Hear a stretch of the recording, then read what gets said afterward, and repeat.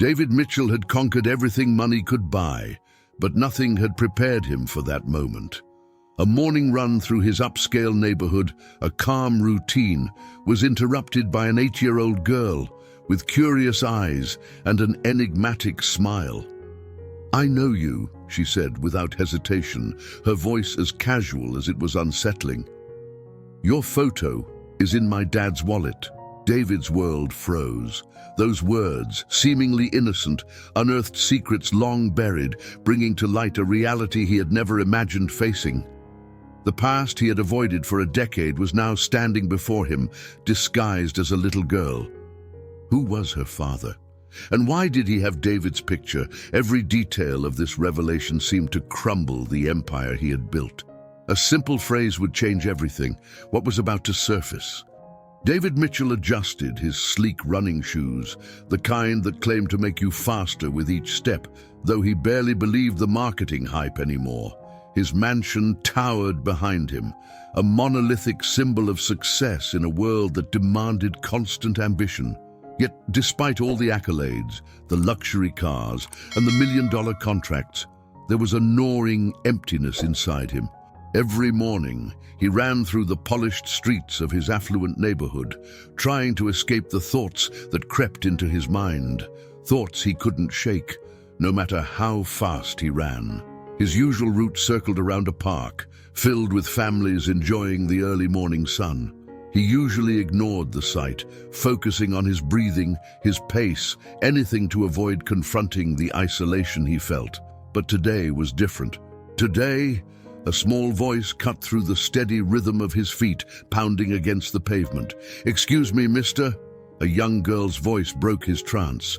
He skidded to a halt, catching his breath. Before him stood a little girl, her wide eyes brimming with curiosity and innocence. "Yeah," he replied, his voice gruff, not meaning to sound harsh but caught off guard.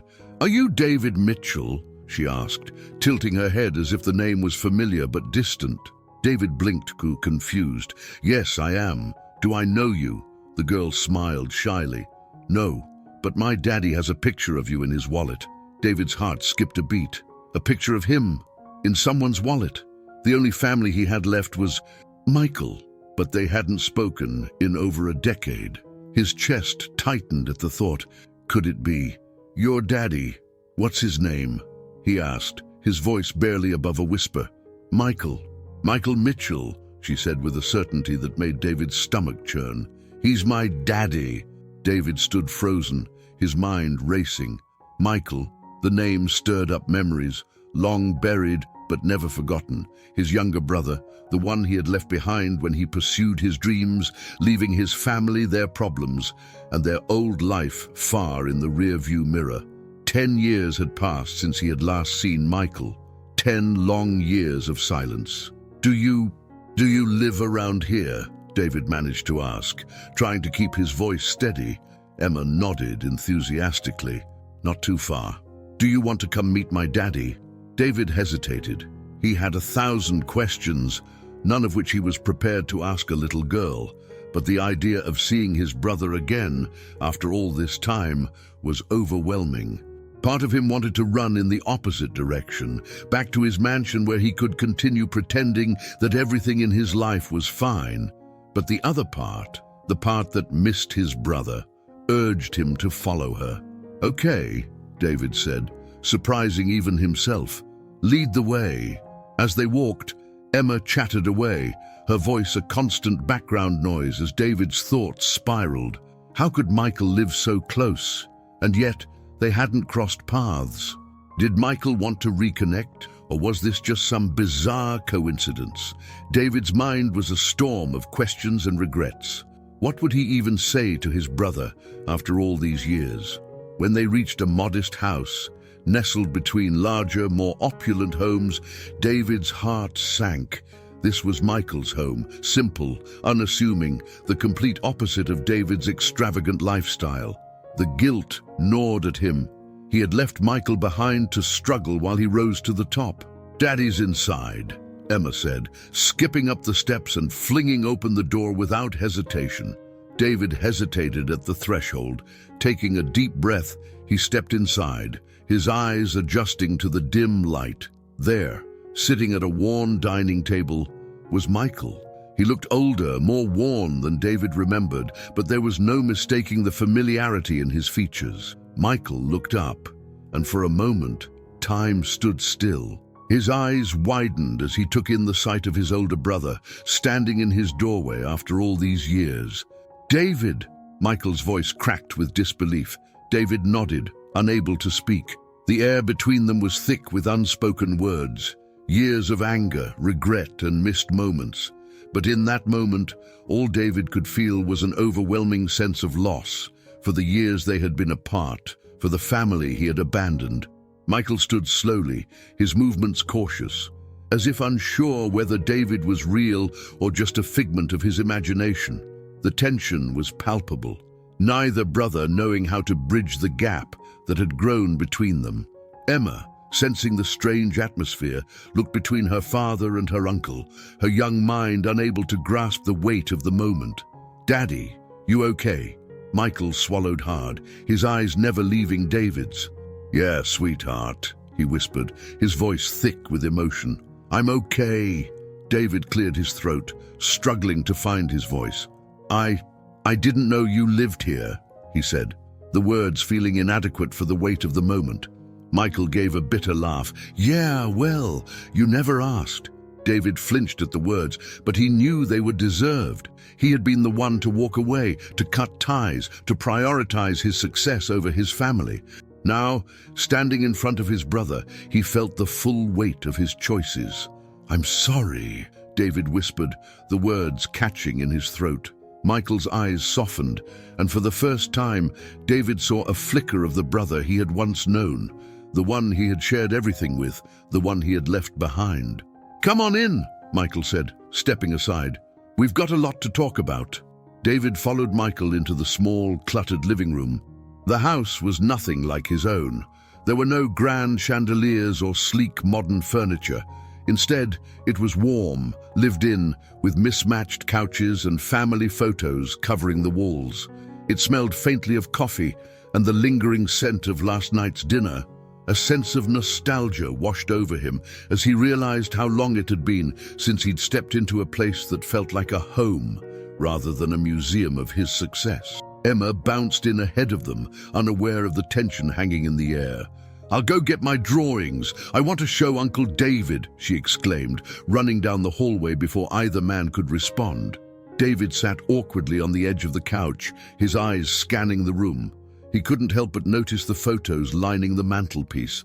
There were pictures of Emma at various ages, her wide smile capturing the innocence of childhood. But what struck him most were the family photos. Michael and Emma, together at Christmases and birthdays, but no sign of Emma's mother. And then, among the more recent pictures, David saw a framed photo of their mother, a photo from years ago, before her passing. It was the same photo David had on his desk, a reminder of the family he'd lost. Michael stood in the doorway, watching David with a mixture of emotions. "You missed a lot," he said quietly, his voice heavy with the weight of the years between them. David's throat tightened. He had known this moment would come. He had avoided it for years. But now, facing the brother he'd abandoned, he didn't know what to say. "I know," David finally whispered, his eyes still fixed on the photo of their mother. "I wasn't there when she died. I wasn't there for you, for any of it. And I should have been." Michael didn't respond immediately. Instead, he walked over to the mantel and picked up the framed photo of their mother, holding it for a moment before setting it back down. "When Mom was sick, she kept asking about you," Michael said, his voice distant as he recounted the past. "She'd ask if you were coming home, if you were too busy to visit, and I lied to her. I told her you'd be there soon, that you just had things to take care of." His voice broke slightly as he turned to face David. "But you never came."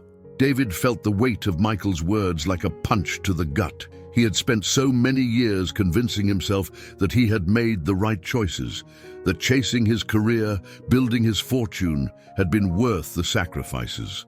But standing here now, listening to the pain in his brother's voice, he realized how hollow those justifications were.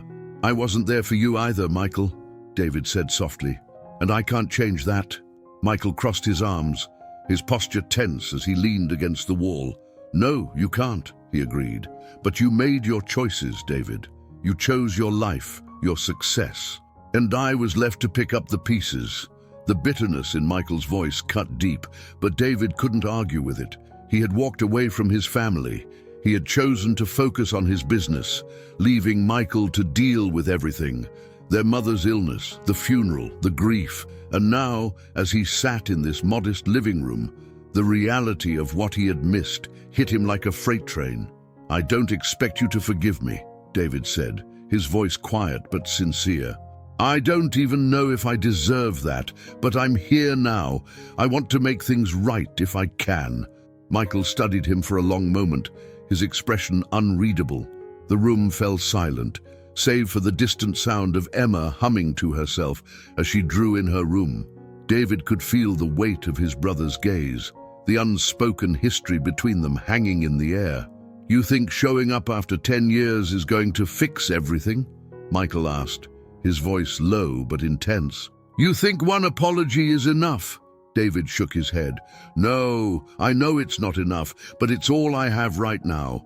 I don't want to run from this anymore.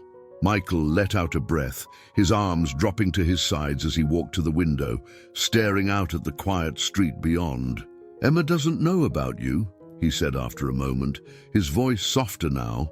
She doesn't know about the fight we had, about why you disappeared from our lives. David nodded, feeling a surge of guilt.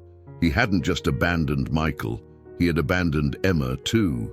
He hadn't even known she existed until today. I want to get to know her, he said, his voice laced with regret. If you'll let me. Michael turned back to face him, his eyes searching David's for a long moment. Emma's been through a lot, he said quietly. Her mom, she died 3 years ago, car accident. It's been just the two of us since then. David's heart sank. He hadn't known. Of course, he hadn't known. He had been too wrapped up in his own life, too distant from the people who had once mattered most to him.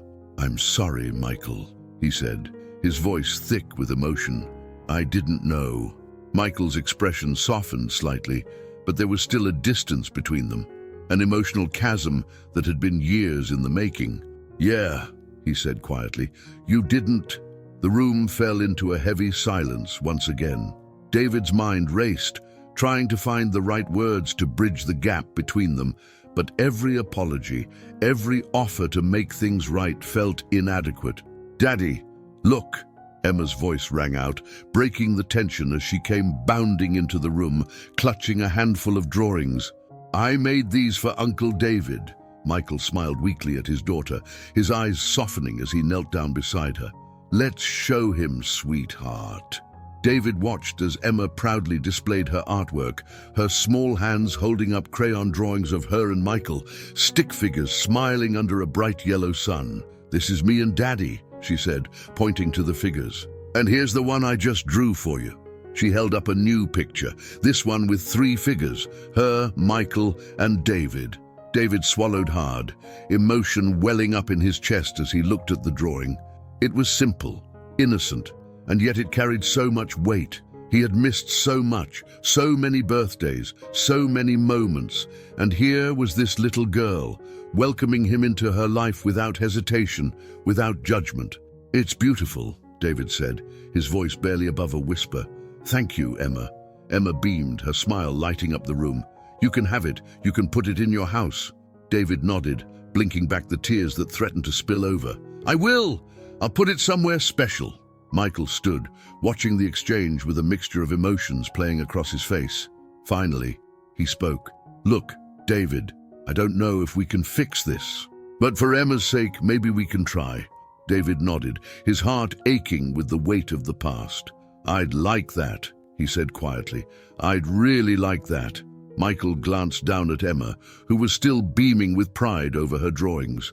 Let's take it one step at a time, he said, his voice soft but sincere. For her, David smiled, a sense of hope flickering to life inside him.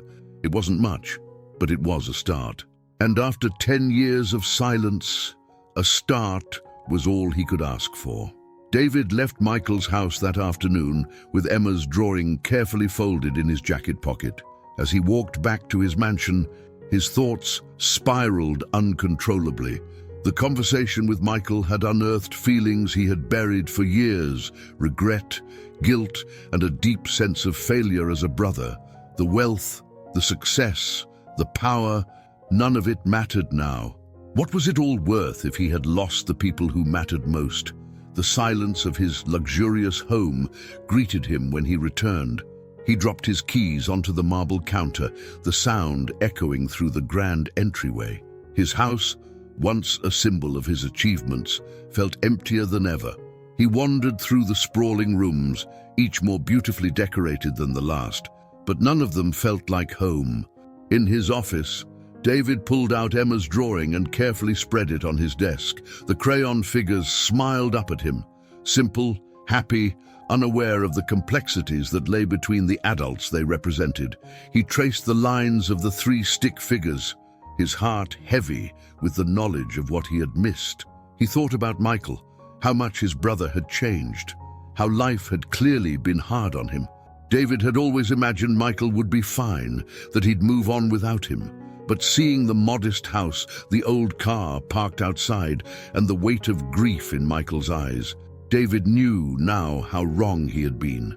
Michael hadn't just lost their mother, he had lost David too.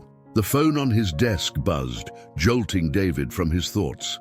He glanced at the screen and saw the name of his assistant, Rachel, flashing. "Mr. Mitchell, you have a meeting with the board at 3 p.m. to review the quarterly report.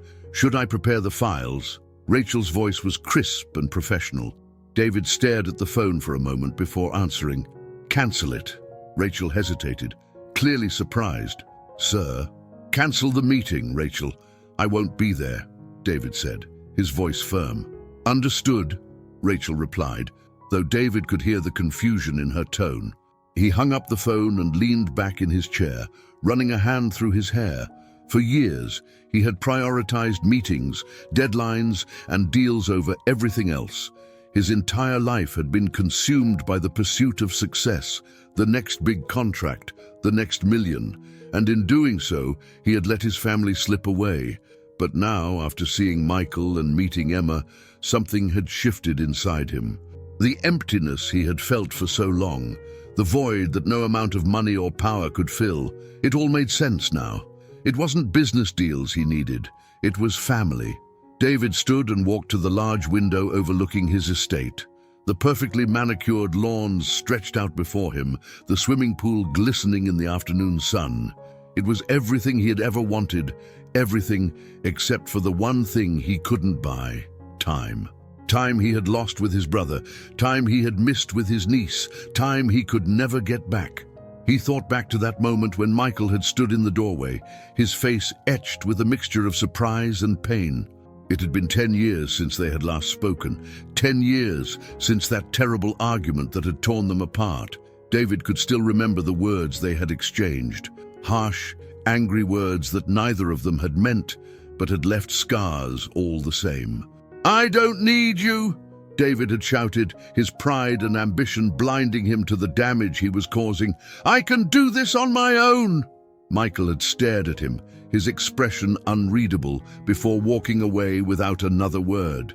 That had been the last time David had seen his brother until today. A knock on the door broke his reverie. David turned to see his housekeeper, Marta, standing in the doorway. "Mr. Mitchell, would you like me to prepare dinner?" she asked, her voice gentle. David shook his head. "No, thank you, Marta. I'm not hungry." Marta hesitated for a moment, then nodded and left the room, leaving David alone with his thoughts once again. He knew he had to make things right with Michael, but how? A single apology wouldn't be enough to undo the years of hurt and resentment. He had abandoned his brother, left him to deal with their mother's illness and death alone. And then there was Emma, the niece he had never known, the little girl who had unknowingly bridged the gap between them today. David sat back down at his desk and picked up his phone. He scrolled through his contacts, stopping at Michael's name. His finger hovered over the screen, uncertain. What could he say? How could he fix something that had been broken for so long? Before he could overthink it, he tapped the call button. The phone rang once, twice, 3 times before Michael's voice came through. "Yeah," David swallowed, suddenly feeling nervous. "It's me, David."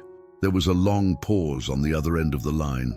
David could hear the faint sound of Emma's laughter in the background, and it twisted something inside him, an ache for the family he had lost.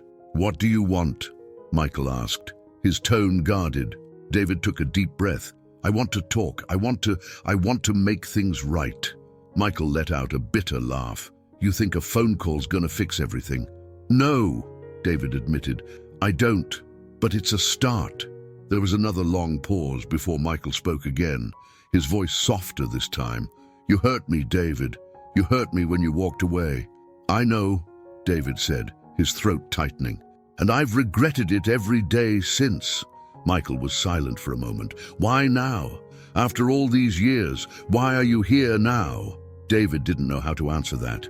He could say it was because he had missed his brother, or because he wanted to be a part of Emma's life. But the truth was, he didn't have a single reason.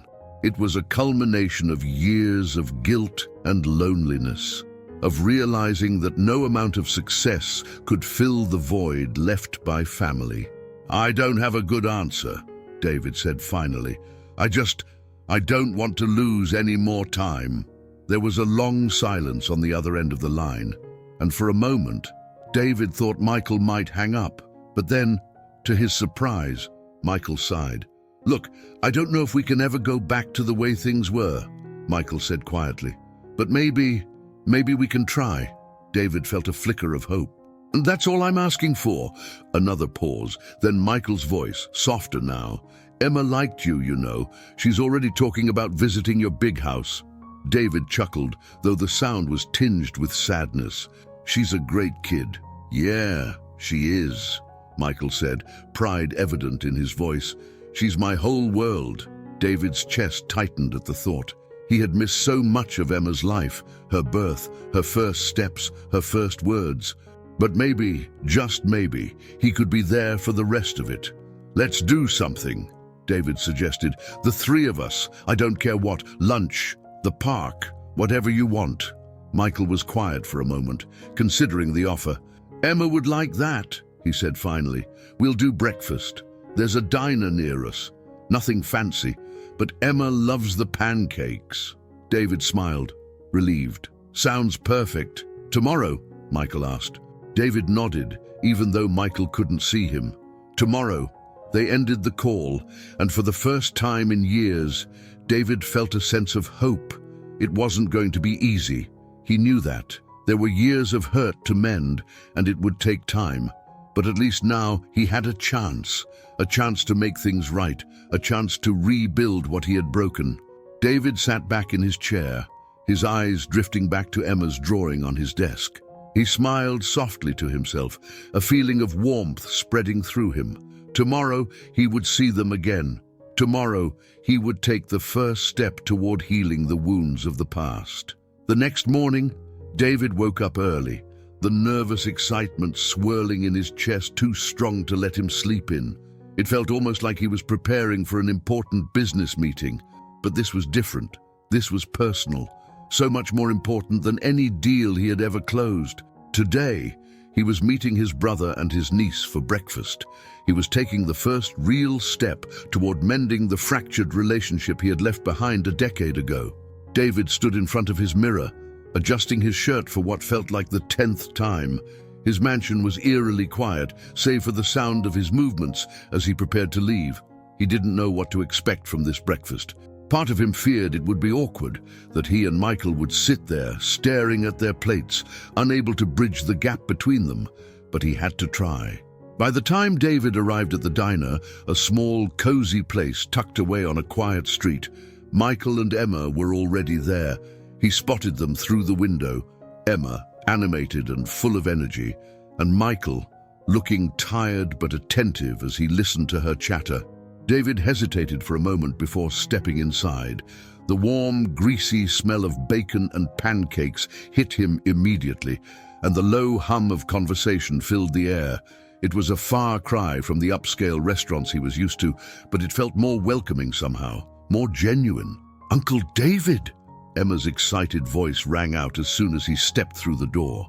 She waved enthusiastically from the booth where she and Michael sat, her face lighting up with pure joy. David smiled, waving back as he approached the table. "Hey, Emma," he said, sliding into the booth across from her. "Good to see you again." Michael gave him a nod of acknowledgement, but didn't say anything right away. The tension between them was still palpable, though less sharp than the day before. David could feel the weight of their unresolved past hanging over them, but he pushed it aside for the moment. This breakfast wasn't about hashing out old arguments, it was about moving forward. "We already ordered," Emma announced proudly, holding up her menu. "Daddy let me pick, so we got pancakes with syrup and bacon." "You like pancakes, right?" David chuckled. "I love pancakes. Sounds like a good choice." The waitress came by to take David's drink order, and after a moment of indecision, he asked for coffee. He needed something to steady his nerves. As the waitress left, Emma launched into a story about school, something about her class pet hamster and how she got to take care of it for the weekend. David listened intently, laughing at her enthusiasm, though he could feel Michael's eyes on him the entire time. He knew Michael was still wary, still guarded, and who could blame him? David had walked away, abandoned him when he needed family the most. But today was about Emma, and in some small way it felt like a bridge, a way to connect through her, to start rebuilding their relationship one small moment at a time. The pancakes arrived, and Emma immediately dug in, her small hands expertly cutting the fluffy stack while drowning it in syrup.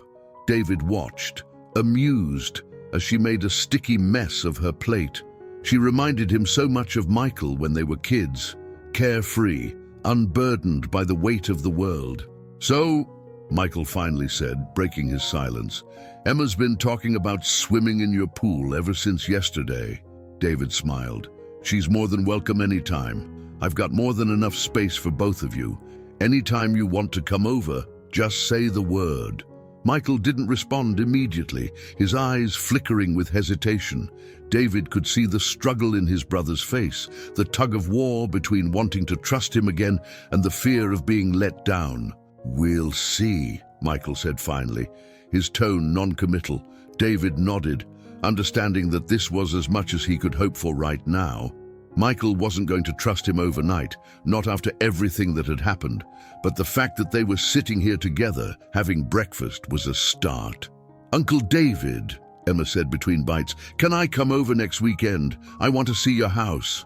David grinned. "Absolutely. How about this? We'll have a pool day. You, me, and your dad. Sound good?" Emma's face lit up. "Yes, I'll bring my floaties." Michael gave David a small, wary smile. It wasn't much, but it was a sign, a crack in the wall he had built around himself. David could see it in his eyes, the cautious hope that maybe, just maybe, they could find their way back to being brothers again. As the breakfast continued, the conversation flowed more easily. Emma, with her endless energy and enthusiasm, was a constant source of laughter, breaking the tension with her stories and questions. David found himself relaxing, enjoying the simple pleasure of being with family, something he hadn't allowed himself to experience in so long. But beneath the light-hearted banter, David could feel the deeper, unresolved issues between him and Michael simmering just below the surface. There were still things they needed to talk about, things they needed to face. But for now, David was content to let the moment be what it was, a chance to reconnect, to start healing the wounds of the past. At one point, while Emma was distracted by her pancakes, David turned to Michael, his voice quiet but sincere. "I've been thinking a lot about what you said yesterday, about Mom, about everything." Michael's eyes flickered with something, pain, maybe, or regret. But he didn't respond immediately, instead taking a slow sip of his coffee. "I didn't realize how much I hurt you," David continued. "I was so caught up in my own life that I didn't stop to think about what you were going through, and I'm sorry for that." Michael set his cup down, staring at it for a moment before looking up at David. You were always chasing something, he said quietly. Success, money, whatever, and I get that. But you left me behind, David. You left me to deal with everything on my own. David's chest tightened with guilt. I know, he said softly, and I can't change that, but I'm here now, and I want to be a part of your life, a part of Emma's life. Michael studied him for a long moment, his expression unreadable. Finally, he sighed, leaning back in the booth. I don't know, David. It's not easy to just forget everything that happened. I'm not asking you to forget, David said. I'm asking for a chance to make it right, to be there for you, for Emma. Michael was silent for a long time, the weight of his words hanging in the air. David could see the conflict in his eyes, the desire to trust again warring with the pain of the past. He knew this wouldn't be easy, that it would take time for Michael to fully open up again, but David was willing to put in the effort. Emma's voice broke the silence. Daddy, can we go to the park after this? Michael glanced at her, then back at David. Sure, he said, his voice softer now. We'll go to the park. David smiled, relieved. It wasn't much, but it was a step forward. A small step, but one in the right direction. After breakfast, they walked to the nearby park, Emma skipping ahead, her excitement palpable. David watched her with a mixture of awe and sadness, realizing how much he had missed. She was a bright, joyful child, and he hadn't been there for any of it, but maybe, if he was lucky, he could be there for what came next. As they walked, Michael fell into step beside David, the tension between them less oppressive now. They didn't talk much, but the silence wasn't uncomfortable. It was the kind of silence that comes from understanding, from shared history. At the park, Emma ran ahead to the swings, her laughter echoing in the crisp morning air. David and Michael stood by, watching her, both lost in their own thoughts. She looks happy, David said quietly, more to himself than to Michael. Michael nodded, his eyes on his daughter. She is. She doesn't know about all the baggage. She's just a kid, and I want to keep it that way. David swallowed the lump in his throat, feeling the weight of his brother's words. He had been so focused on his own guilt, his own regrets, that he hadn't fully realized how much Michael had carried all these years. He had been both mother and father to Emma, while David had been absent. I want to be a part of her life, Michael, David said, his voice thick with emotion. I don't want to miss any more time. Michael looked at him, his expression softening. Then don't, he said simply. David nodded, feeling a glimmer of hope. He wasn't sure what the future held, but for the first time in years, it felt like he had a chance, a real chance to rebuild what he had broken. The afternoon sun hung low in the sky by the time they left the park. Emma, still full of energy, skipped ahead, oblivious to the complicated emotions that simmered between her father and her uncle. David walked beside Michael in silence, feeling the weight of their shared history pressing down on him. He had wanted this day to go smoothly, to feel like they were making real progress toward healing, but he could sense that there was still something unspoken between them. As they approached Michael's house, Emma turned and ran back toward them, her face flushed with excitement. Uncle David, can we go swimming next weekend? Please, she asked, tugging at his hand. David smiled, his heart swelling at the thought of her joy. Of course, Emma. We'll make a whole day of it.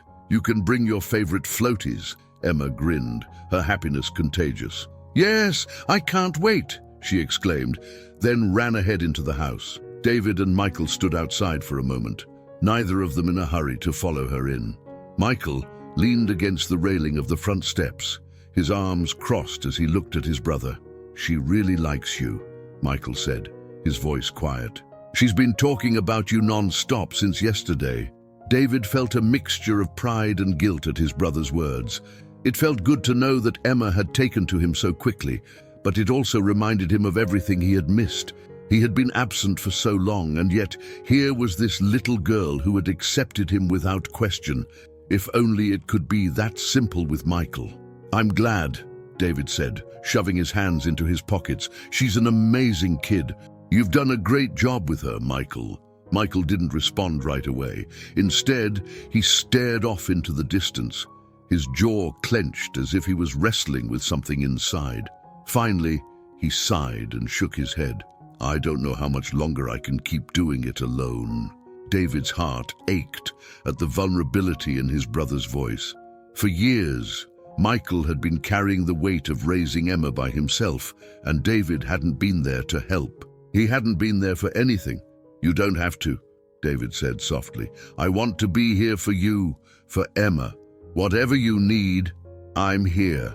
Michael looked at him, his eyes filled with a mixture of hope and doubt. "It's not that easy, David," he said, his voice heavy with emotion. "You've been gone for so long. You don't just get to show up one day and fix everything." David nodded, knowing that his brother was right. He couldn't erase the past with a few kind words and promises, but he could try. He had to try. "I know I've got a lot to make up for," David said, his voice thick with sincerity. "I know I can't undo the years I've missed, but I'm not going anywhere this time. I want to be part of your lives, Michael. I want to be part of the family again." Michael's eyes softened, but there was still a guardedness in his expression. "Family," he repeated, as if the word itself carried too much weight to believe. "You walked away from family, David?" David flinched at the truth in his brother's words. He had walked away. There was no denying that. But standing here now, seeing the pain in Michael's eyes, he realized just how much he had lost by doing so. "I thought I was doing the right thing," David admitted, his voice barely above a whisper. "I thought that by leaving, by focusing on my career, I was doing what was best for me. But I was wrong. I lost you, Michael. I lost my family." Michael sighed deeply, his shoulders slumping as he ran a hand through his hair. "It wasn't just you that I lost," he said quietly. "Emma lost her uncle. Our mother lost her son." The mention of their mother hit David like a punch to the gut. He had spent so many years trying not to think about her, about how he had failed her in her final days. But now, hearing Michael say it out loud, the guilt came rushing back in full force. "I wasn't there for her," David said, his voice cracking. "I wasn't there when she needed me most." Michael looked at him, his expression filled with a mix of sorrow and anger. "She asked about you every day, you know. Even when she was too sick to get out of bed, she would ask me when you were coming home. I kept telling her you'd be there soon, that you were just busy, but you never came." David swallowed hard, the shame almost too much to bear. "I know," he whispered. "I know I failed her. I failed you." The air between them was heavy with unspoken grief, the pain of their mother's death still a raw wound that neither of them had fully healed from. David had tried to bury it, to push it down beneath layers of success and wealth, but it had always been there, festering in the back of his mind. "I don't expect you to forgive me," David said, his voice trembling with emotion. "But I want you to know that I'm sorry for everything." Michael was silent for a long time, his eyes fixed on the ground. When he finally spoke, his voice was low and filled with a quiet sadness. "It's not about forgiveness, David. It's about trust. And right now, I don't know if I can trust you." David felt his heart sink at his brother's words, but he understood. Trust wasn't something that could be rebuilt overnight.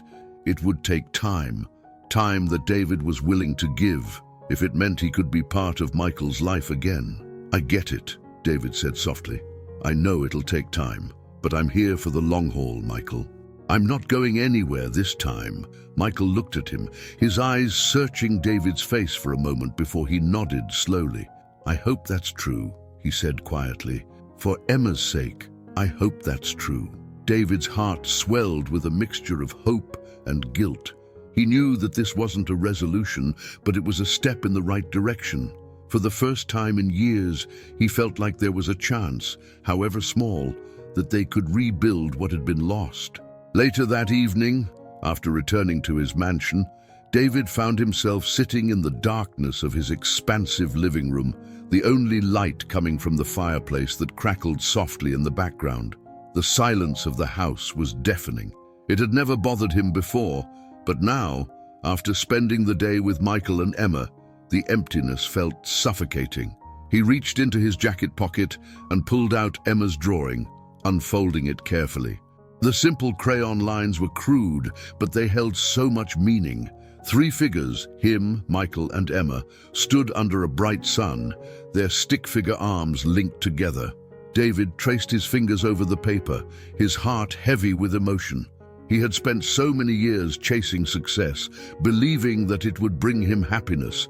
But now, looking at this innocent drawing, he realized how wrong he had been. The success, the wealth, the power, it had all come at a cost. A cost he wasn't willing to pay anymore. He thought about his conversation with Michael, about the pain and betrayal that still lingered between them. He had a long way to go before Michael could trust him again. But today had been a start. A small step toward healing the wounds of the past. David's phone buzzed on the coffee table, jolting him from his thoughts. He glanced at the screen and saw Rachel's name flashing. He hesitated for a moment before answering. "Mr. Mitchell, I just wanted to remind you that the investors' dinner is tomorrow night," Rachel said, her tone brisk and businesslike. "They're expecting you to give a speech on the company's growth strategy." David leaned back on the couch, staring up at the ceiling. The investors' dinner, another event he had once considered crucial to his success. But now, after everything that had happened, it felt meaningless. "Cancel it," David said, his voice calm but firm. There was a pause on the other end of the line. "Cancel it, sir. But the investors—" "I said cancel it, Rachel," David repeated. "I'm not going." Rachel hesitated again before responding. "Understood, sir. I'll let them know." David ended the call and set his phone down, the weight of his decision sinking in. For years, he had prioritized his career over everything else, his family, his relationships, even his own happiness. But not anymore. He was done with that life. He was ready to focus on what really mattered. As the fire crackled softly in the background, David allowed himself to relax for the first time in what felt like years. He knew that the road ahead wouldn't be easy, that it would take time to repair the damage he had done. But for the first time in a long time, he felt a sense of peace, a sense of hope. Tomorrow, he would call Michael. Tomorrow, they would start again. David woke early the next morning, the soft light of dawn filtering through the massive windows of his bedroom. He had hardly slept, his mind too occupied with thoughts of his brother, of Emma, and of the fragile hope that had begun to take root after their time together. The emptiness of the house had weighed heavily on him last night, and now, in the cold light of morning, he felt the urgency of his decision to change his life pressing down on him even more intensely. After showering and getting dressed, David found himself in the kitchen, staring at the untouched bowl of cereal in front of him. He wasn't hungry, but he knew he needed to eat something before the day started. He had cancelled all his meetings for the day, much to the confusion of his assistant Rachel, who was probably still trying to figure out what had changed in her usually work-obsessed boss. But David didn't care about the company right now. He had bigger things on his mind, things that were more important than profit margins or quarterly reports. As he pushed the cereal around in the bowl, his phone buzzed on the counter. He picked it up, expecting another reminder from Rachel. But instead, he saw Michael's name on the screen. His heart skipped a beat as he quickly answered the call. "Hey," David said, trying to keep his voice calm. "What's up?"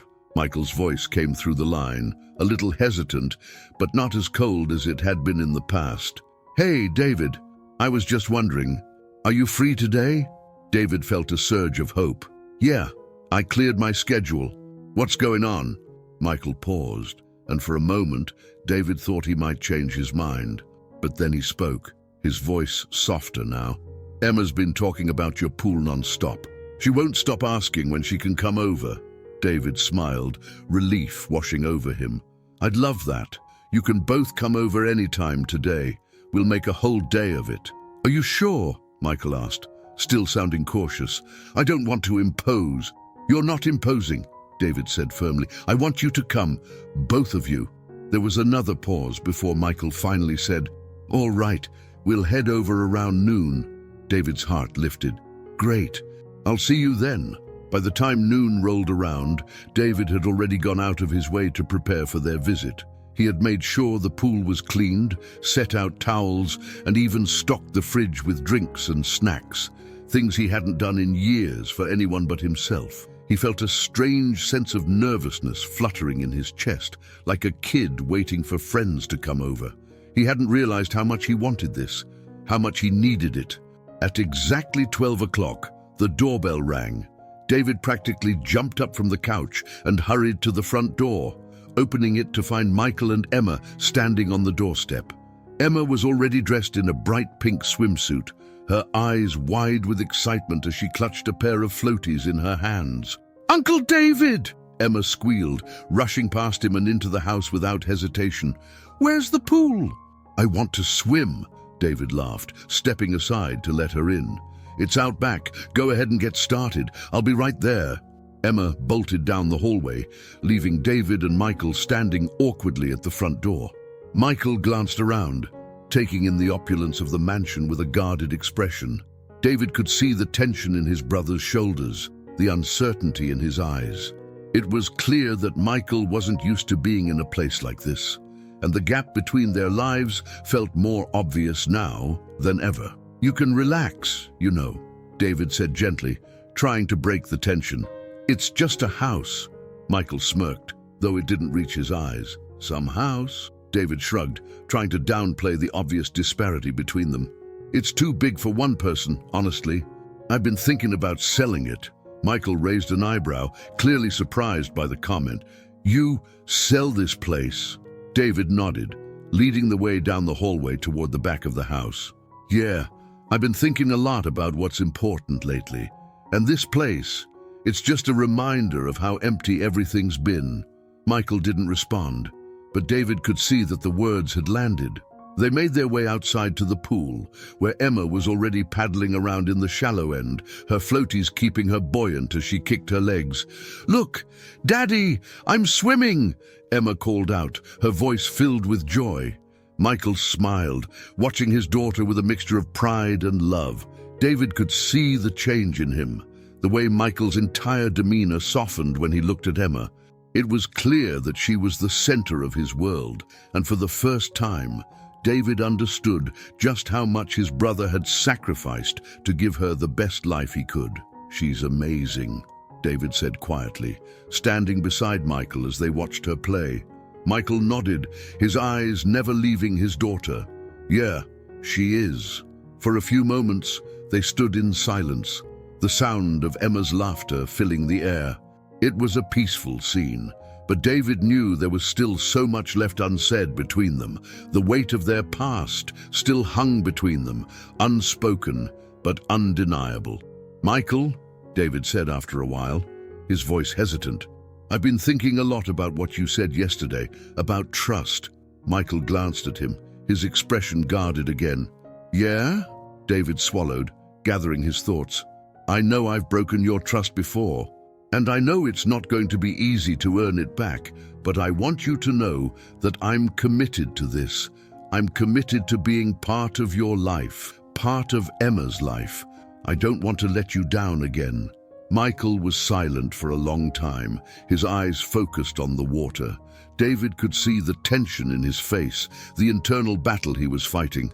Finally, he sighed and turned to face David. "I want to believe you, David," he said quietly. "I really do, but it's hard. After everything that's happened, after all the years you were gone, it's hard to just forget all that." David nodded, understanding. "I'm not asking you to forget. I just want a chance to prove that I've changed." Michael ran a hand through his hair, his expression conflicted. "I've been doing this on my own for so long. I'm not used to letting people in, especially not you." David's chest tightened at his brother's words. He could hear the pain in Michael's voice, the deep scars that had been left by his absence, but he also heard something else, something more hopeful. Michael wanted to trust him again, but he didn't know how. "You don't have to do it on your own anymore," David said softly. "I'm here now, and I'm not going anywhere."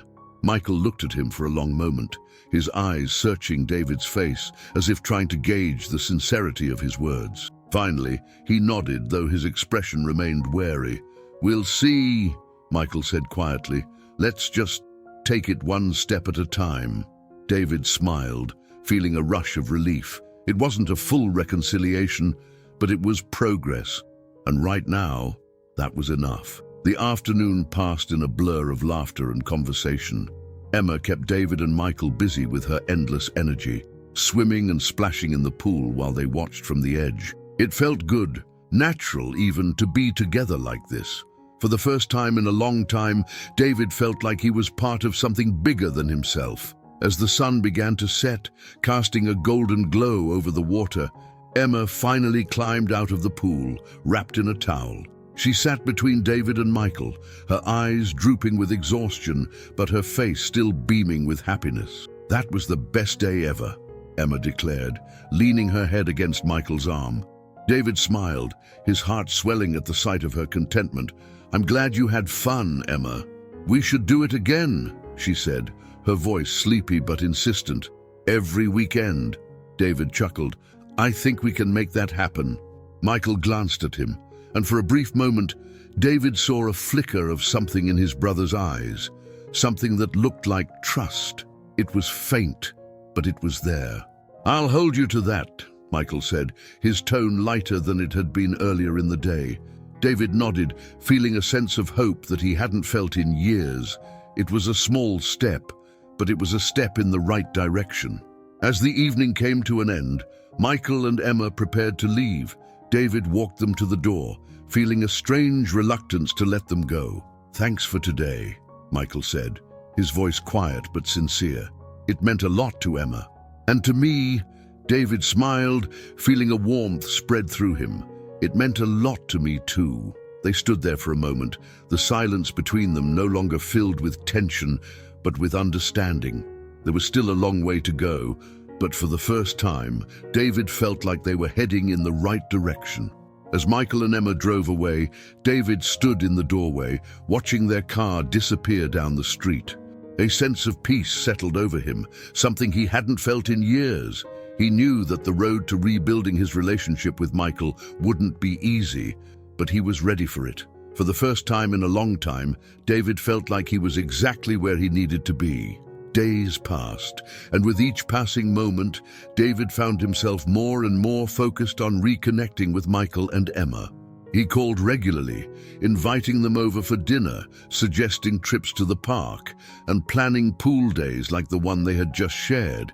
Each time, Michael hesitated, but eventually agreed, and David could sense that his brother was slowly beginning to thaw. It wasn't perfect. There were still moments of awkwardness, still unspoken tensions between them. But David was patient. He knew that rebuilding trust took time, and he was willing to wait. For Emma's sake, if nothing else, he had to believe that they could mend the rift between them. But even as things seemed to be improving with Michael, there was something that gnawed at David's mind, something that wouldn't let him rest. The past he had left behind all those years ago wasn't just about the broken relationship with his brother. It was about their mother. And as much as David tried to avoid thinking about it, the memories kept creeping in, especially at night when the house was quiet and his mind was free to wander. He hadn't been there when she died. He hadn't been there during the years of her illness, when Michael had cared for her alone. And the guilt of that absence had haunted David ever since. He had buried himself in work, in the pursuit of success, telling himself that it was all for the greater good. But now, looking back, he could see how hollow those justifications were. One evening, after a particularly long day, David sat alone in his living room, a glass of whiskey in his hand. The house was dark, save for the dim light from the fireplace. He stared into the flames, his thoughts drifting to his mother once again. The last time he had seen her, she had been vibrant, full of life. He had promised to visit more, to stay connected, but that had been a lie he had told himself as much as her. The familiar weight of regret settled on his chest, heavy and suffocating. He took a sip of his drink, hoping to dull the ache, but it only seemed to amplify the emotions he had been trying to avoid. His phone buzzed on the coffee table, pulling him from his thoughts. It was Michael. David hesitated for a moment before answering. "Hey, Michael." "Hey," Michael replied, his voice quiet but clear. "I've been thinking about Mom." David's heart skipped a beat. He hadn't expected this. They had both been skirting around the topic for days, avoiding the deeper conversations that would inevitably force them to confront their shared grief. "Yeah?" David said, trying to keep his voice steady. "Emma asked about her today," Michael continued. "She's been asking more questions lately about her grandma, about why she never met you until now." David swallowed hard, guilt rising in his throat. He had never even considered how his absence might affect Emma's understanding of their family. "What did you tell her?" "I told her the truth," Michael said, though there was no accusation in his voice, "that we hadn't spoken in a long time. That things happened between us and we drifted apart." David nodded, though Michael couldn't see him. "It's more complicated than that," he said quietly. Michael sighed, the sound heavy with exhaustion. "I know it is, but I don't know how to explain it to her in a way that makes sense. How do you explain something like that to an 8-year-old? David's chest tightened. He couldn't imagine what it must be like for Michael to field questions about their fractured family. He had missed so much, not just in Emma's life, but in his brother's too. He had left Michael to bear the burden of their mother's death alone, and now he was asking him to deal with the fallout of David's absence as a father figure too. "I've been thinking about her a lot," David said, his voice barely above a whisper. "Mom, I never really dealt with it, you know. I just ran away from it all." Michael was silent for a moment before he spoke again. "I don't know if you ever realized how hard it was. After you left, she was devastated. She tried to pretend everything was fine, but I could see it. She missed you, David. She missed you every day." David clenched his jaw, the guilt clawing at him like a physical force. He had known, on some level, that his departure had hurt their mother. But hearing Michael say it out loud made it real in a way that David hadn't fully processed before. "I don't know how to make up for that," David said quietly. "I don't think I ever can." Michael didn't respond immediately, and when he did, his voice was softer, less guarded than it had been in the past. "You can't change what happened," he said, "but you can change what happens next." David nodded, the weight of Michael's words settling in his chest. He had spent so long running from his past, but now it was time to face it. He couldn't undo the pain he had caused, but maybe, just maybe, he could make things right moving forward. The next day, David found himself sitting in his car, parked outside a modest cemetery on the outskirts of town.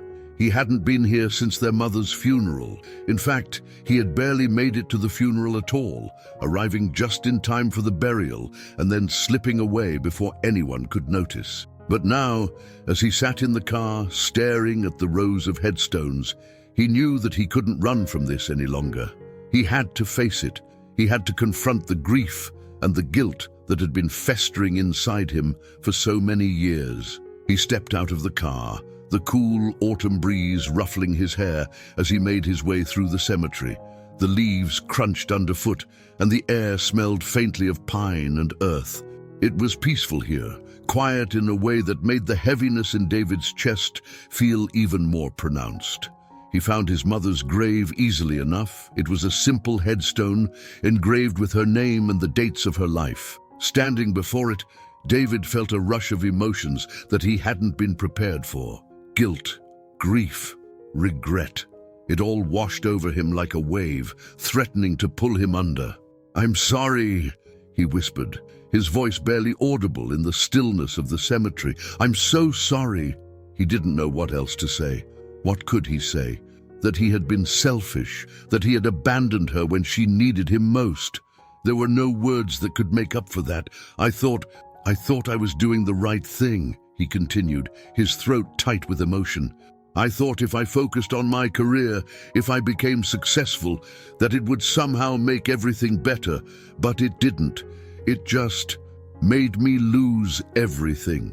David sank to his knees, the cold ground pressing against his legs as he bowed his head. "I should have been here. I should have been there for you, for Michael, for everything."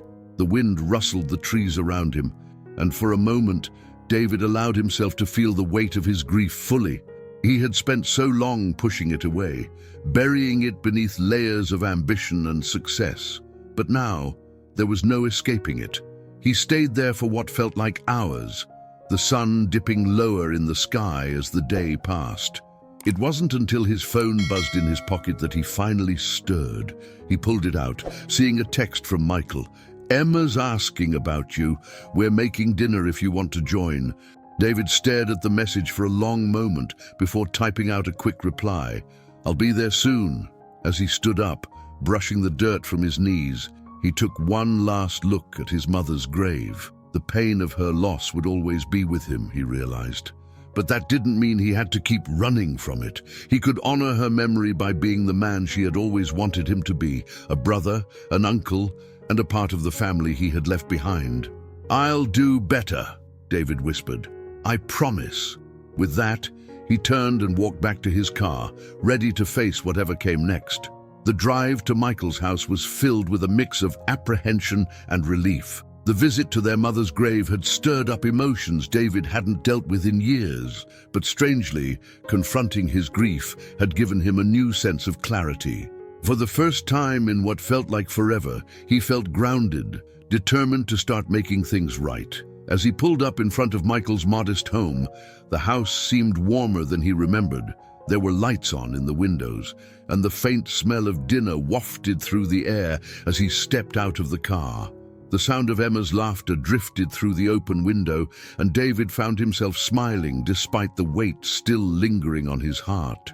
He hesitated for a moment at the front door, taking a deep breath before knocking. A few seconds later, the door swung open, and Emma stood there, her face lighting up as soon as she saw him. "Uncle David!" she squealed, throwing her arms around his waist. "You're here!" David knelt down to hug her back, feeling a warmth spread through him. "Of course I'm here," he said, his voice soft. "I wouldn't miss it." Emma pulled back, beaming up at him. "Daddy's making spaghetti, and I helped. You have to try it."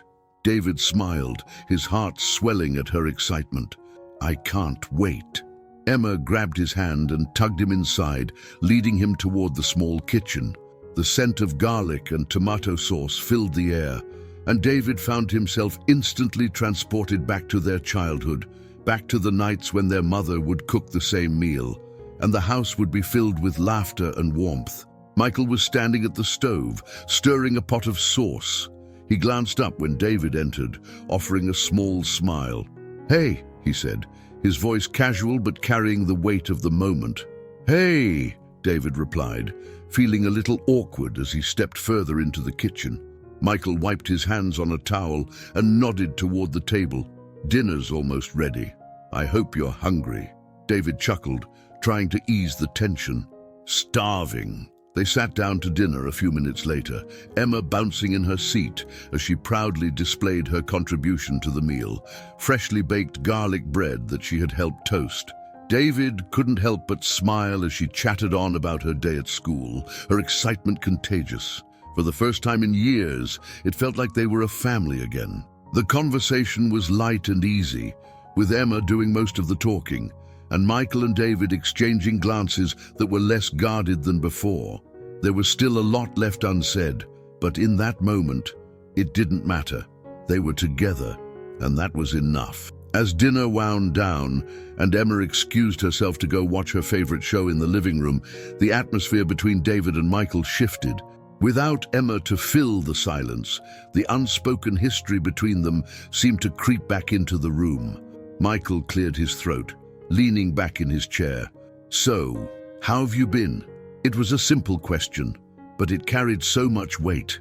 David had been so focused on reconnecting with his family that he hadn't really stopped to think about how to answer that question honestly.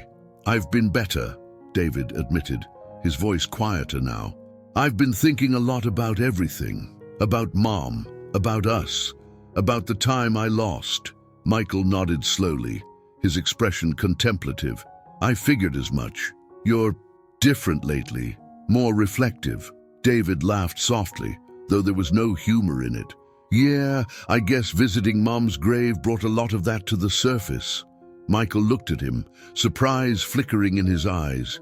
"You went to the cemetery?" David nodded, his throat tightening. "Yeah, I hadn't been there since the funeral. I needed to, I don't know, face it, I guess." Michael was quiet for a long moment, staring down at his plate. "I'm glad you did," he said finally, his voice barely above a whisper.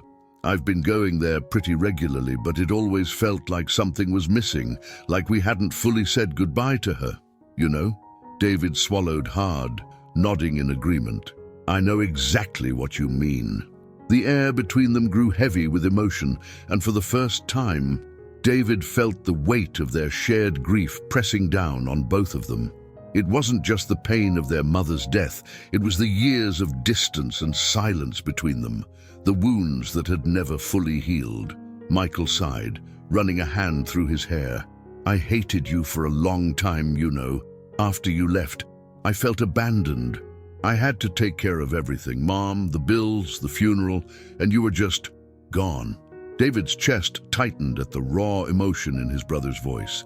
He had known, on some level, that Michael resented him, but hearing it out loud made it all the more real. "I'm sorry," David said quietly, his voice filled with regret. "I was selfish. I thought I was doing the right thing by focusing on my career, but I see now how much I hurt you." "How much I hurt Mom?" Michael didn't respond right away. Instead, he stared down at the table, his jaw clenched as he processed David's words. After a long pause, he spoke again, his voice softer this time. "I don't want to keep carrying this around, David," he said, his eyes finally meeting his brother's. "I don't want to keep hating you, but it's hard. It's really hard." David nodded, understanding. "I know it is, and I don't expect you to forgive me overnight. I just want you to know that I'm here. I'm not running away this time." Michael let out a breath, the tension in his shoulders easing just a little. "I believe you," he said quietly, "but it's going to take time." David smiled, though the weight of their conversation still lingered. "I'm okay with that." They sat in silence for a few moments, the heavy conversation finally settling. There was still so much between them, so many years of anger and hurt, but this was the first time they had truly talked about it, the first time they had acknowledged the pain they had both carried for so long. As the evening wore on, Michael excused himself to check on Emma, leaving David alone at the table. He stared down at his empty plate, his mind racing with thoughts of their conversation.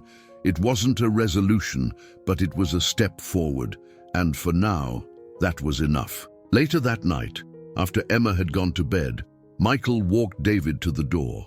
The tension from earlier had eased, and there was a quiet understanding between them now, an unspoken agreement that they were both committed to making things work, even if it took time. "Thanks for coming over," Michael said, his voice sincere. Emma loved it, and it was good to talk. David smiled, feeling a warmth spread through him. "Yeah, it was. I'm glad we're doing this." Michael nodded, though there was still a hint of caution in his expression. "We'll see how it goes." David laughed softly. "Fair enough." They stood there for a moment, the silence between them comfortable now, no longer filled with the tension of unresolved emotions. It wasn't perfect, but it was progress. And for the first time in years, David felt like they were heading in the right direction. As David turned to leave, Michael called after him. "Hey, David." David paused, turning back to face his brother. "Yeah." Michael hesitated for a moment, then spoke, his voice quieter now. "I'm glad you came back." David's chest tightened at the words, but he smiled, feeling the weight of them settle in his heart. "Me too, Michael. Me too." With that, he walked out into the cool night air, the sense of hope that had been building inside him, growing stronger with each passing moment. There was still a long road ahead of them, but for the first time in years, he believed that they could find their way back to each other, and this time, he wasn't going to let go. The following days felt different for David. Each morning, he woke up with a renewed sense of purpose. For the first time in years, his thoughts weren't consumed by work, deals, or boardroom strategies. Instead, his mind was on Michael and Emma, on the new bridge that was slowly being built between them. They had fallen into a kind of routine. Michael would text him about Emma's soccer games, or he'd drop by for dinner at Michael's house. David had even suggested they go to the zoo together, an idea that Emma had latched onto with enthusiasm, dragging her father into the excitement. But beneath the surface, David could feel the weight of something unspoken, an undercurrent of tension that neither he nor Michael had addressed. While things were improving, there were still old wounds that hadn't fully healed, and sometimes the silence between them felt heavier than the words they shared. It came to a head one afternoon when David decided to invite Michael and Emma to his house again for a barbecue. The day was perfect, sun shining, a light breeze blowing across the pool, and the smell of grilling meat filling the air. Emma had been swimming for hours, her laughter echoing off the water as David and Michael sat nearby, talking quietly over beers. For the first time in a long time, David felt like they were almost normal, like the years of distance and hurt were finally beginning to fade into the background. But just as they seemed to settle into that comfortable rhythm, the cracks in their relationship began to show. "So," Michael said suddenly, his voice quiet but carrying an edge, "you're still planning on selling this place?" David blinked, caught off guard by the question. He set his beer down and nodded slowly. "Yeah, I've been thinking about it a lot lately. This house, it's too big. It doesn't feel like home anymore." Michael snorted softly, his gaze drifting toward the sprawling mansion behind them. "Doesn't feel like home, huh?" David could hear the bitterness in his brother's tone, and his chest tightened. "What's that supposed to mean?" Michael shrugged, taking a long sip of his beer before responding. "Just funny, that's all. You spend years building this empire, this massive house, and now you decide it's not what you want." David's jaw clenched, the tension in the air palpable. He hadn't expected this conversation. Not today, not after the progress they had been making. But he could see it now, the resentment that Michael had been holding on to, simmering just beneath the surface. "It's not that simple," David said, trying to keep his voice calm. "I thought this was what I wanted. But things have changed. I've changed." Michael laughed, though there was no humor in the sound. "You've changed. You've been back for what, a few weeks? And suddenly you've changed." David frowned, his frustration growing. "Look, I know I screwed up. Okay, I know I was gone for a long time, but I'm trying to make things right now." "Are you?" Michael's voice was sharp, his eyes narrowing as he looked at David. "Because it feels like you're just doing what you've always done, making decisions for yourself without thinking about anyone else." David's heart pounded in his chest, the familiar feelings of guilt and anger rising up inside him. He had been trying, really trying, to be there for Michael and Emma, to make up for the years he had lost. But now, hearing Michael's accusations, it felt like all his efforts were being thrown back in his face. "I'm not that guy anymore, Michael," David said, his voice tight with emotion. "I'm not the selfish asshole who left you behind. I'm here now. I'm trying to be part of your life, part of Emma's life." Michael shook his head, his expression hardening. "But you weren't there when it mattered, David. You weren't there when Mom died. You weren't there when Emma was born. And now you think you can just waltz back into our lives and fix everything." David opened his mouth to respond, but before he could, Emma's voice broke through the tension. "Uncle David, look at me!" David turned to see Emma standing at the edge of the pool, her arms outstretched as she prepared to jump. She grinned at him, waiting for his approval. "Go for it, Emma," David called out, forcing a smile as he tried to push down the emotions swirling inside him. Emma giggled and leaped into the water, the splash echoing in the quiet afternoon. For a brief moment, the tension between David and Michael dissipated, their attention focused on the little girl who seemed blissfully unaware of the undercurrents of conflict. But as Emma resurfaced, laughing and splashing, David felt the weight of Michael's gaze on him again. Emma doesn't know any of this, Michael said quietly, his voice filled with frustration. She doesn't know why you were gone. She doesn't know about Mom, about how you left us. David flinched, the guilt twisting in his gut. I don't want her to know. I don't want her to see me like that. Michael's eyes flashed with anger. And there it is. You're still making it about you, about what you want. David felt his temper rising, the conversation spiraling out of control. He had worked so hard to get to this point with Michael, to rebuild their relationship piece by piece, but now it felt like it was all unraveling. You think this is easy for me? David snapped, his voice rising. You think I don't know how much I screwed up? I'm doing everything I can to make things right, but it's like no matter what I do, it's never enough for you. Michael stood up, his jaw tight as he glared down at David. You don't get it, do you? You think you can just buy your way back into our lives with fancy barbecues and pool days? This isn't about money, David. It's about trust, and you broke that a long time ago. David stood as well, his hands clenched at his sides. I'm trying to earn that trust back, Michael, but you have to meet me halfway. You can't keep holding the past over my head forever. Michael's eyes flashed with hurt and anger. Maybe you don't get to decide how long I hold on to it. The words hung in the air, heavy and final.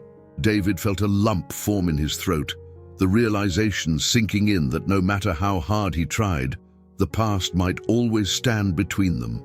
Before he could respond, Emma swam up to the edge of the pool, looking up at them with wide eyes. Daddy! Uncle David! Are you mad at each other? Both men froze, the tension between them suddenly feeling like a crushing weight. Michael knelt down beside the pool, forcing a smile as he reached out to ruffle Emma's wet hair. No, sweetheart, Michael said softly. We're not mad. We're just talking. Emma didn't seem convinced, but she nodded slowly. Okay. Can we have ice cream now? Michael chuckled, though the sound was strained. Sure. We'll get some ice cream. As Emma climbed out of the pool, Michael stood up and looked at David, his expression weary. We'll talk later. David nodded, his chest tight with emotion. He watched as Michael wrapped a towel around Emma and led her inside, leaving David alone by the pool.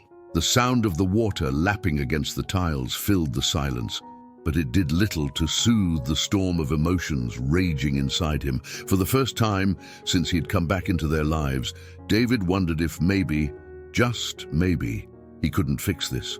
No matter how hard he tried, the past might be too much for Michael to forgive. Later that evening, after Michael and Emma had left, David sat alone by the pool, staring out at the water.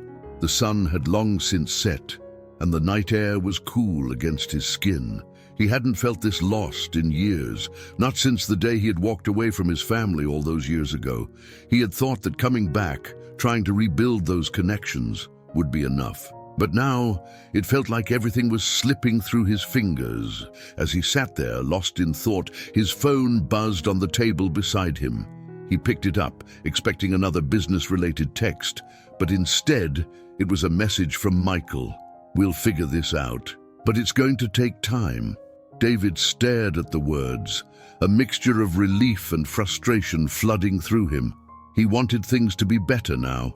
He wanted to fix everything. But maybe Michael was right. Maybe some things just couldn't be rushed. With a heavy sigh, David typed out a quick reply. I know. I'm not giving up. He set his phone down and leaned back in his chair, the cool night air wrapping around him like a blanket. He wasn't giving up, not on Michael, not on Emma, and not on the family he had lost. But he also knew that this wasn't going to be easy. There were still cracks in their relationship, cracks that ran deep.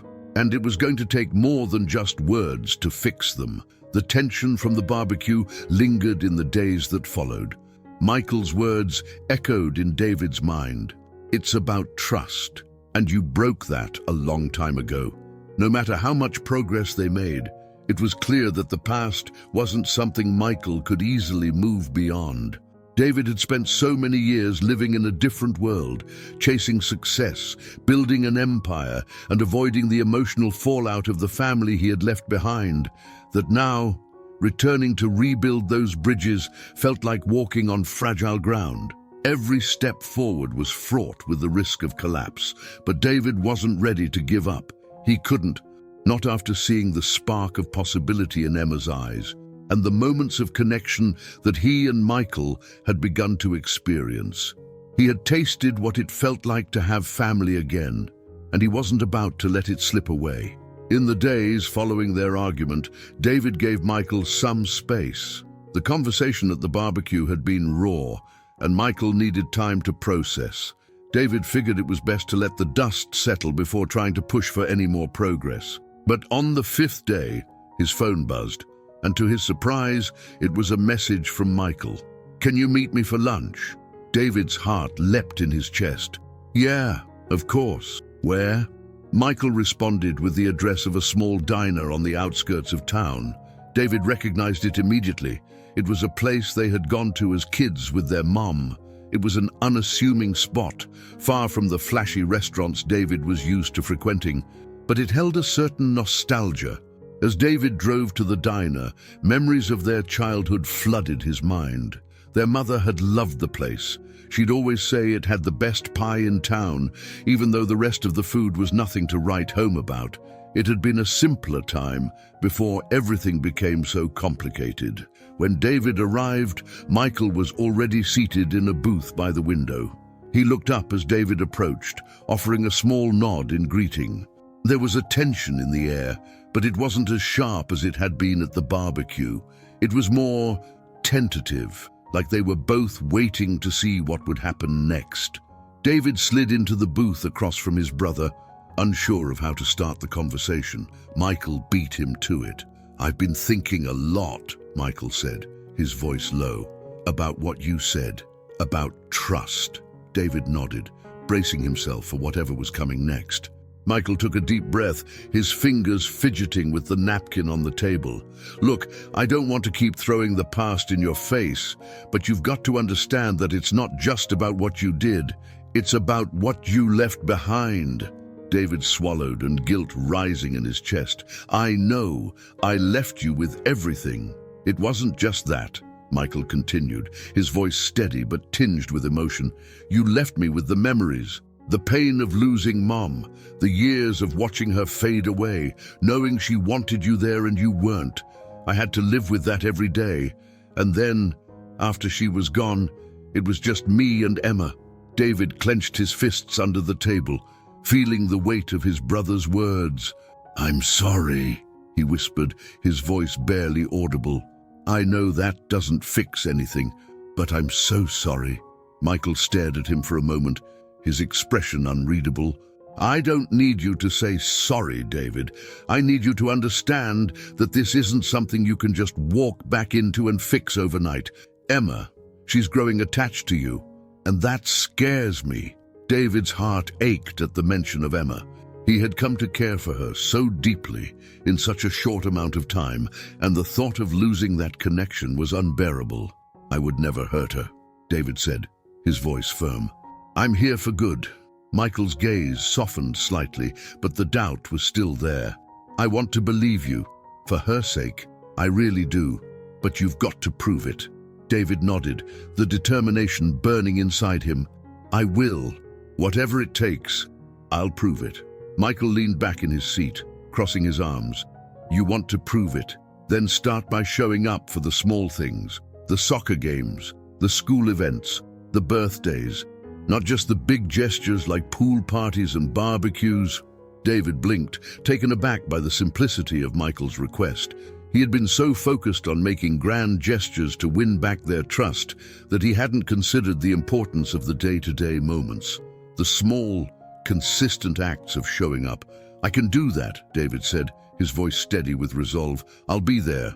Michael nodded, though he still looked cautious. "Emma has a soccer game tomorrow afternoon. Why don't you come?"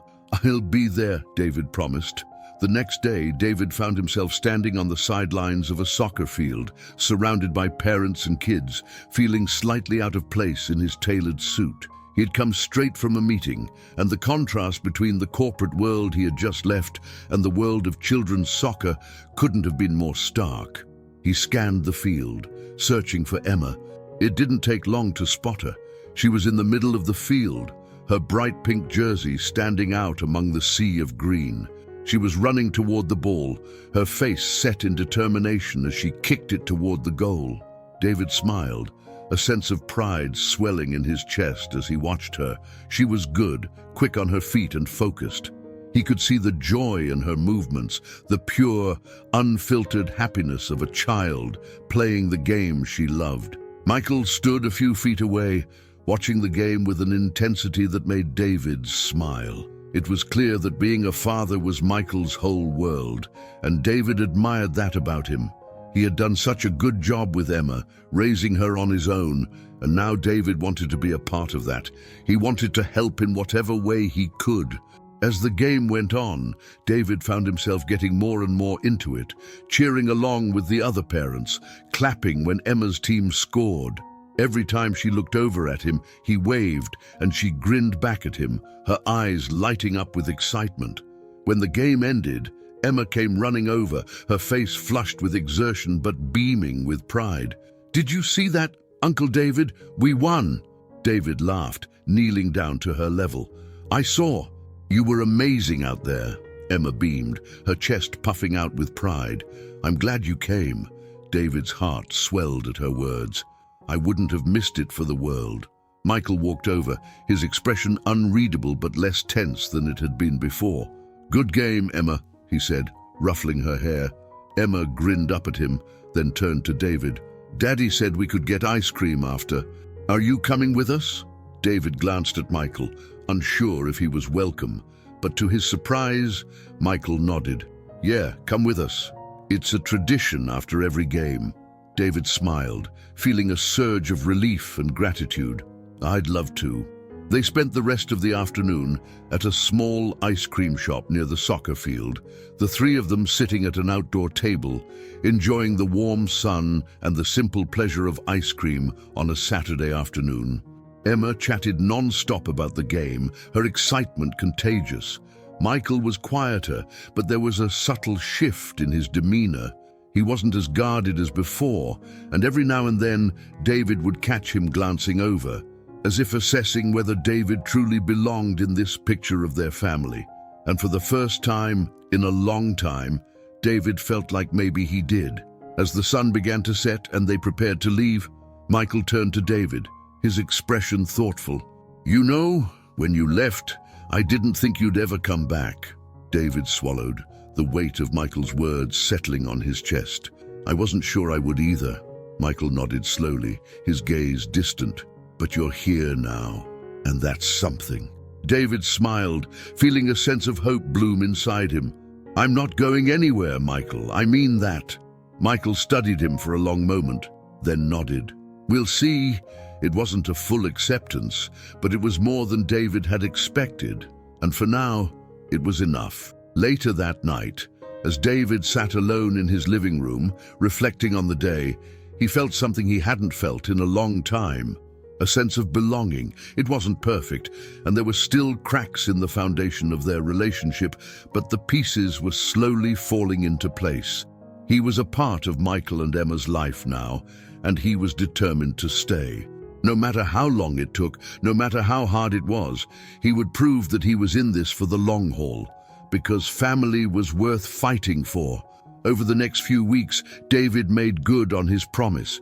He showed up for soccer games, school events, dinners. He was there, quietly weaving himself back into the fabric of Michael and Emma's lives. With every passing day, the tension between him and Michael seemed to ease, little by little, as if the trust they had once lost was slowly being rebuilt. But beneath the surface, there was still an undercurrent of uncertainty.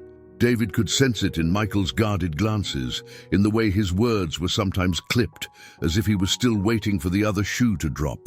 And then there were the conversations they weren't having, the deep, emotional discussions about their mother, about the years David had missed. Those wounds hadn't fully healed, and David knew they never would until they confronted them head-on. For now, though, David focused on the small victories. He had become a fixture in Emma's life, and the joy she brought him was more than he could have ever expected. She had this effortless way of bridging the gap between him and Michael, bringing them closer with her innocence and enthusiasm. Every time David saw her smile or heard her laugh, he felt like he had finally found something worth holding on to. But as David settled into this new routine, he couldn't shake the feeling that there was still something unsaid between him and Michael, something that had been buried deep but was slowly rising to the surface.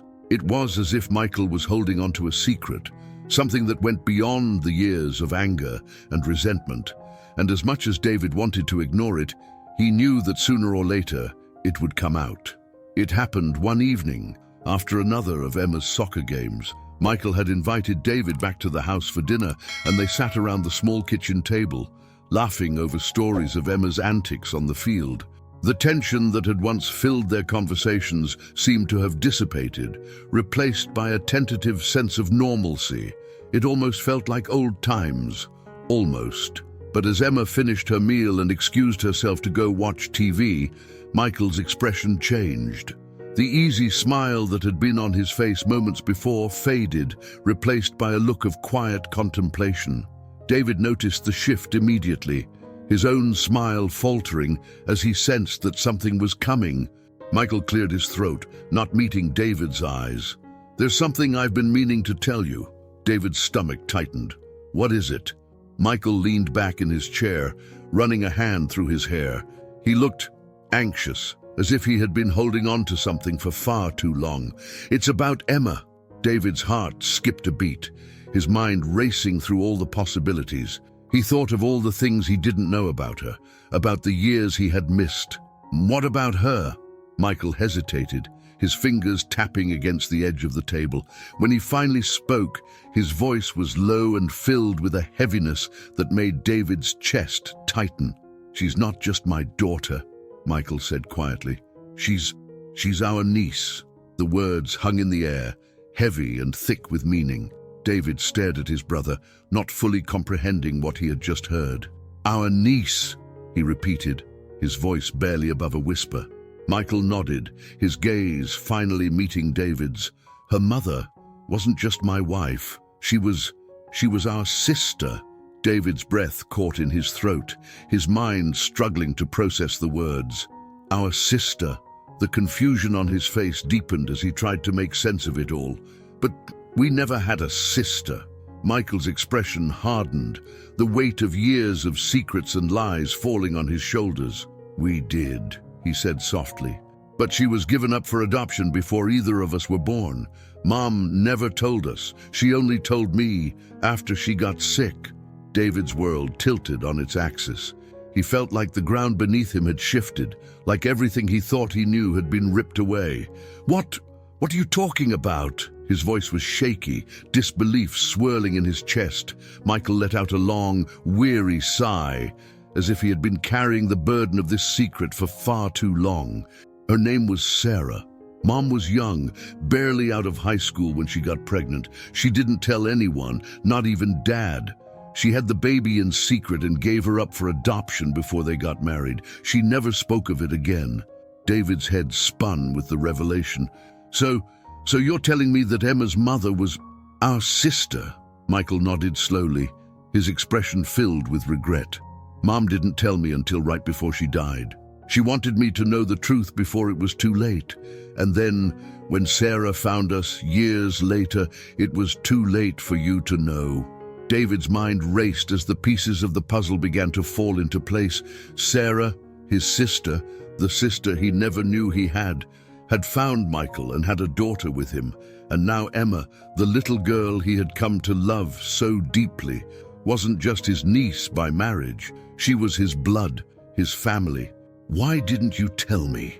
David whispered, his voice filled with a mixture of hurt and disbelief. "Why did you keep this from me?" Michael's gaze dropped to the table, guilt etched on his face. "I wanted to, but by the time I found out, we weren't speaking, you were gone, and then when you came back, I didn't know how to tell you. It seemed like too much all at once." David stared at his brother, his heart pounding in his chest. "So, all this time, you knew I had a sister, and you didn't tell me." Michael looked up, his eyes filled with sorrow. I didn't know how. I didn't want to bring up more pain. David stood up abruptly, pushing his chair back as he tried to process everything. His mind was a whirlwind of emotions: shock, betrayal, anger. How could Michael keep something like this from him? How could their mother keep such a massive secret for so many years? David, Michael said, standing up as well. I know this is a lot. I know it's not fair. But Sarah didn't want to be found. She reached out to me, not you. And by the time I had the chance to tell you, we weren't even talking.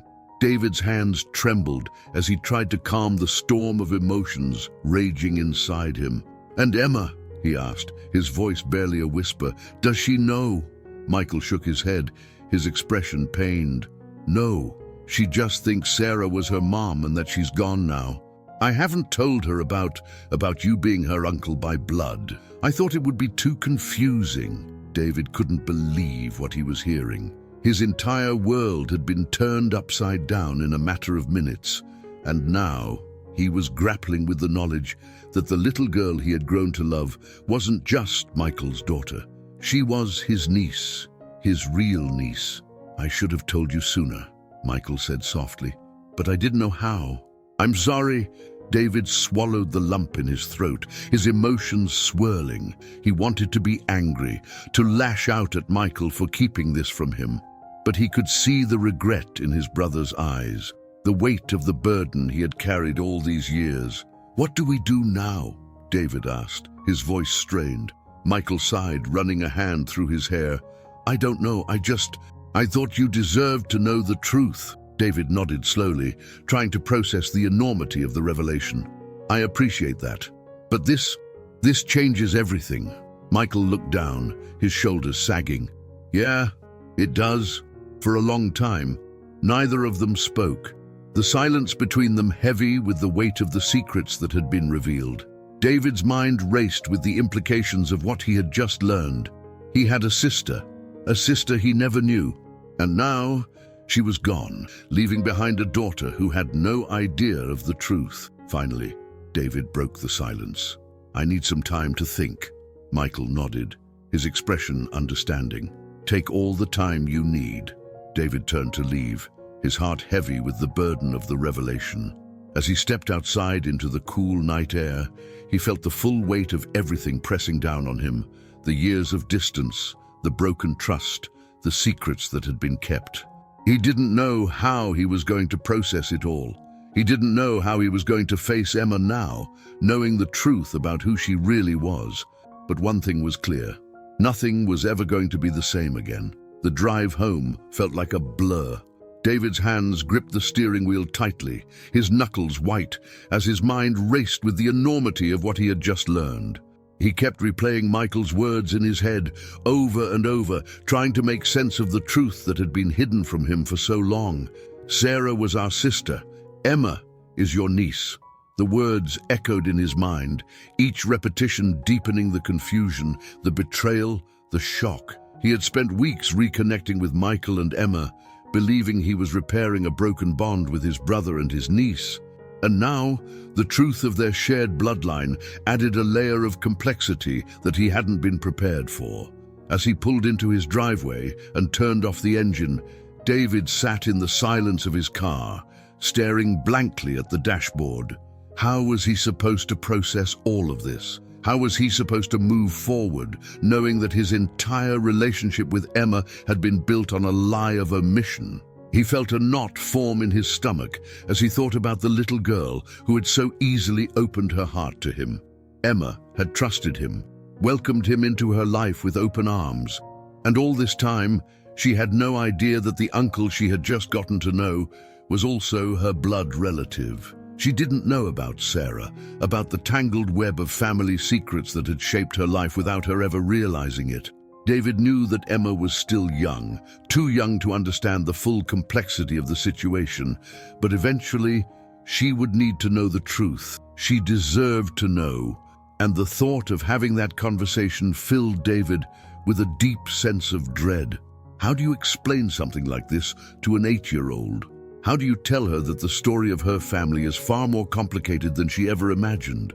David's mind spun with questions and uncertainties, but one thing was clear. He couldn't ignore this. He had to confront it.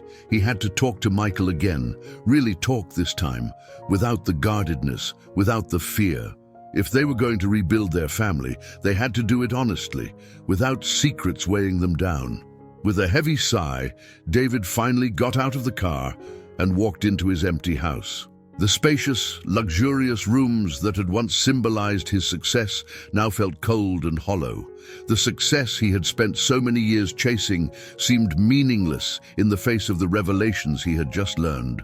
All the money, the power, the prestige, it didn't matter anymore. What mattered now was family, and the fragile thread that connected him to Michael and Emma.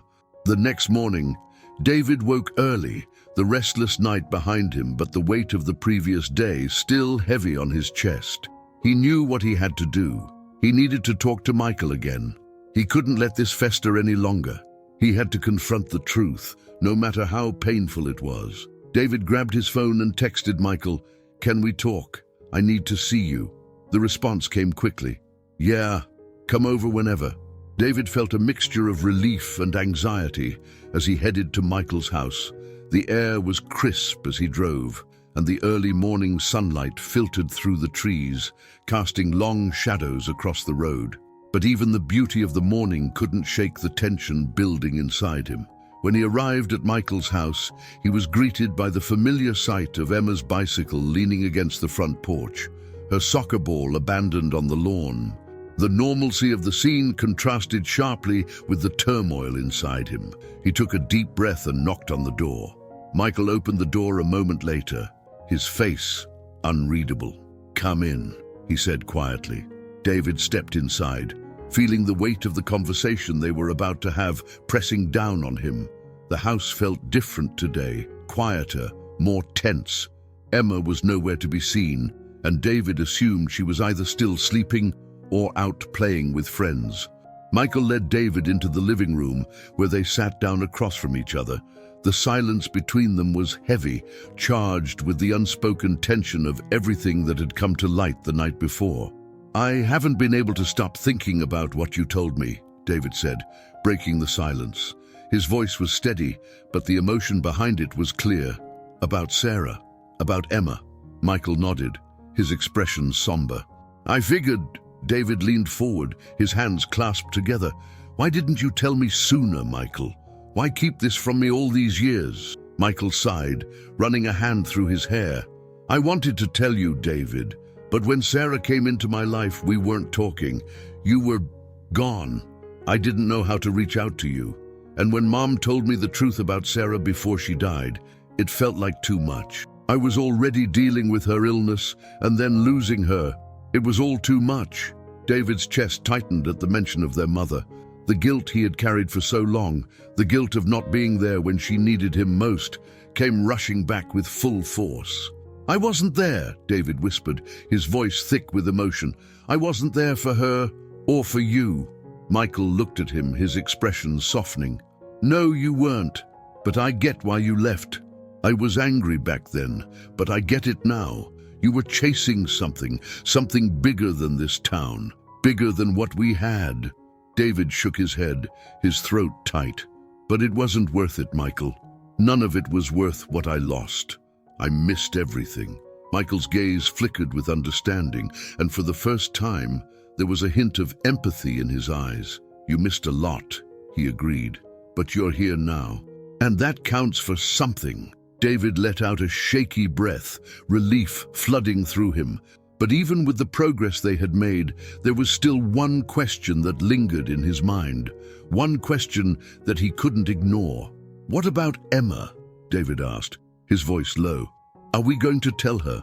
Michael's expression darkened slightly, and he leaned back in his chair, crossing his arms. "I don't know. She's still so young, David. I don't know how she would handle something like this." "She deserves to know the truth," David said, his voice firm. "She deserves to know who her mother really was, and who I really am." Michael sighed, his gaze drifting to the floor. "I know, but I'm scared, David. She's been through so much already. Losing Sarah, growing up without a mom. I don't want to confuse her more." David understood Michael's fear. He understood the instinct to protect Emma from the complicated reality of their family's past, but at the same time, he knew that they couldn't keep this secret forever. Eventually, Emma would find out one way or another, and when she did, it was better for her to hear it from them. "I get that you want to protect her," David said softly, "but keeping this from her won't protect her. It'll just make it harder when she finds out later." Michael was silent for a long moment, his brow furrowed as he considered David's words. Finally, he looked up, his expression conflicted. "You're right," he said quietly, "but I don't know how to tell her. How do you explain something like this to a little girl?" David's heart ached at the thought of Emma's confusion, her innocent world being shattered by the truth. But he also knew that they couldn't keep lying to her, not if they wanted to build an honest relationship with her. "We'll figure it out," David said, his voice steady. "We'll do it together." Michael looked at him, the hesitation still evident in his eyes, but there was also a flicker of trust, a small glimmer of hope that they could get through this as a family. "Okay," he said quietly, "but not yet. Let's give it some time. Let's figure out how to explain it in a way she'll understand." David nodded, relieved that they were on the same page. "Whenever you're ready, I'll be there." For the first time in a long time, there was a sense of unity between them, a shared understanding that they were in this together. The road ahead was still uncertain, but David knew that they could navigate it, as long as they were honest with each other. As they sat in silence, the weight of the truth hanging between them, David felt a strange sense of peace. The secrets of the past had finally been brought into the light, and while it hadn't been easy, it was necessary. Now, they could start rebuilding, with no more lies between them.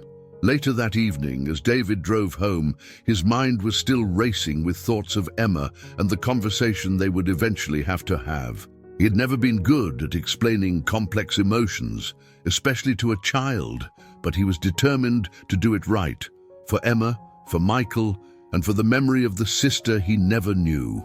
When David arrived home, the house felt quieter than usual, as if the weight of the day had seeped into its very walls. He sat down on the couch, staring blankly at the empty room around him.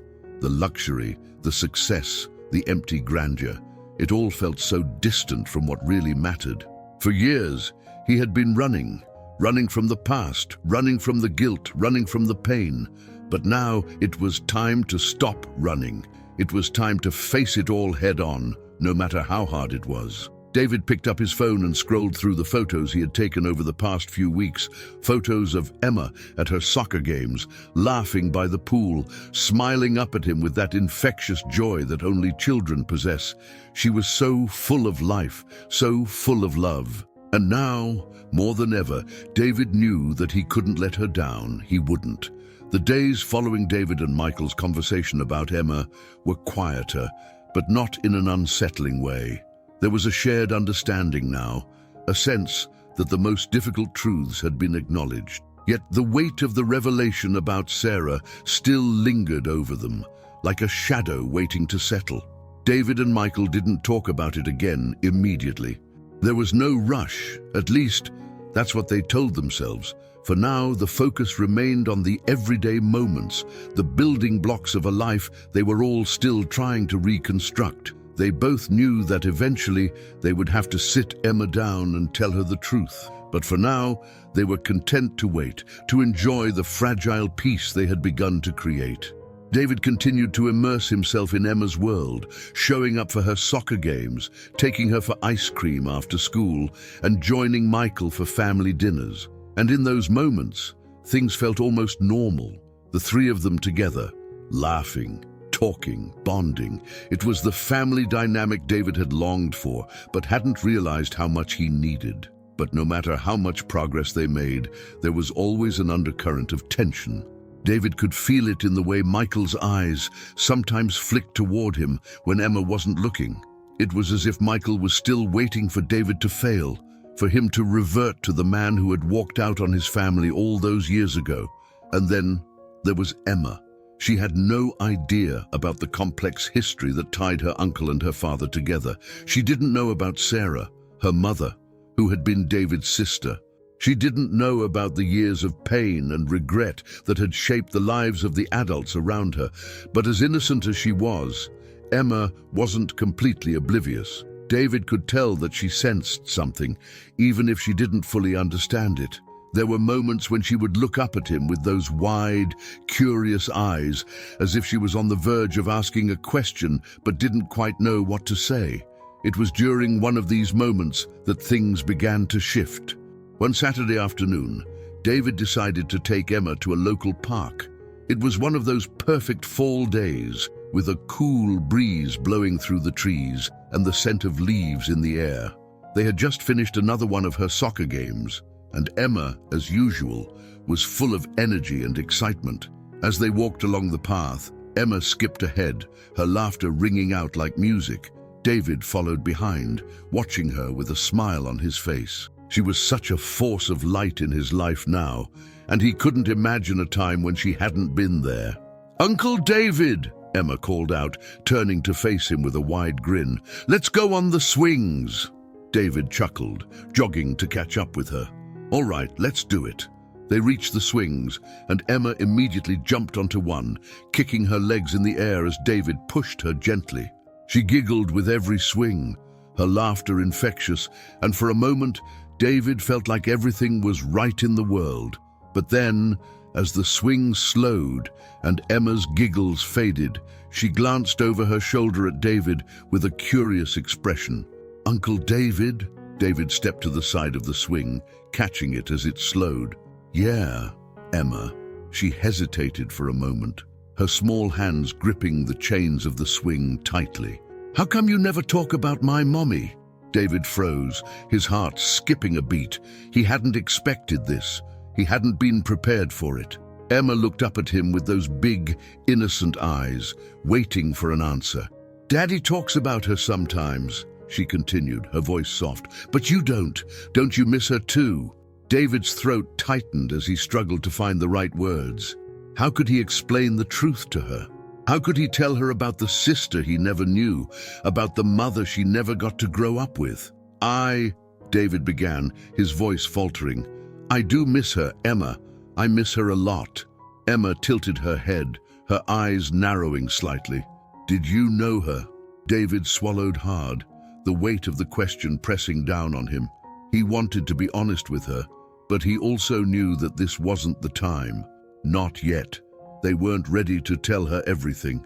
"I didn't know her as well as your daddy did," David said carefully, trying to navigate the conversation without giving too much away. "But she was a special person, just like you." Emma nodded slowly, seeming to accept the answer for now.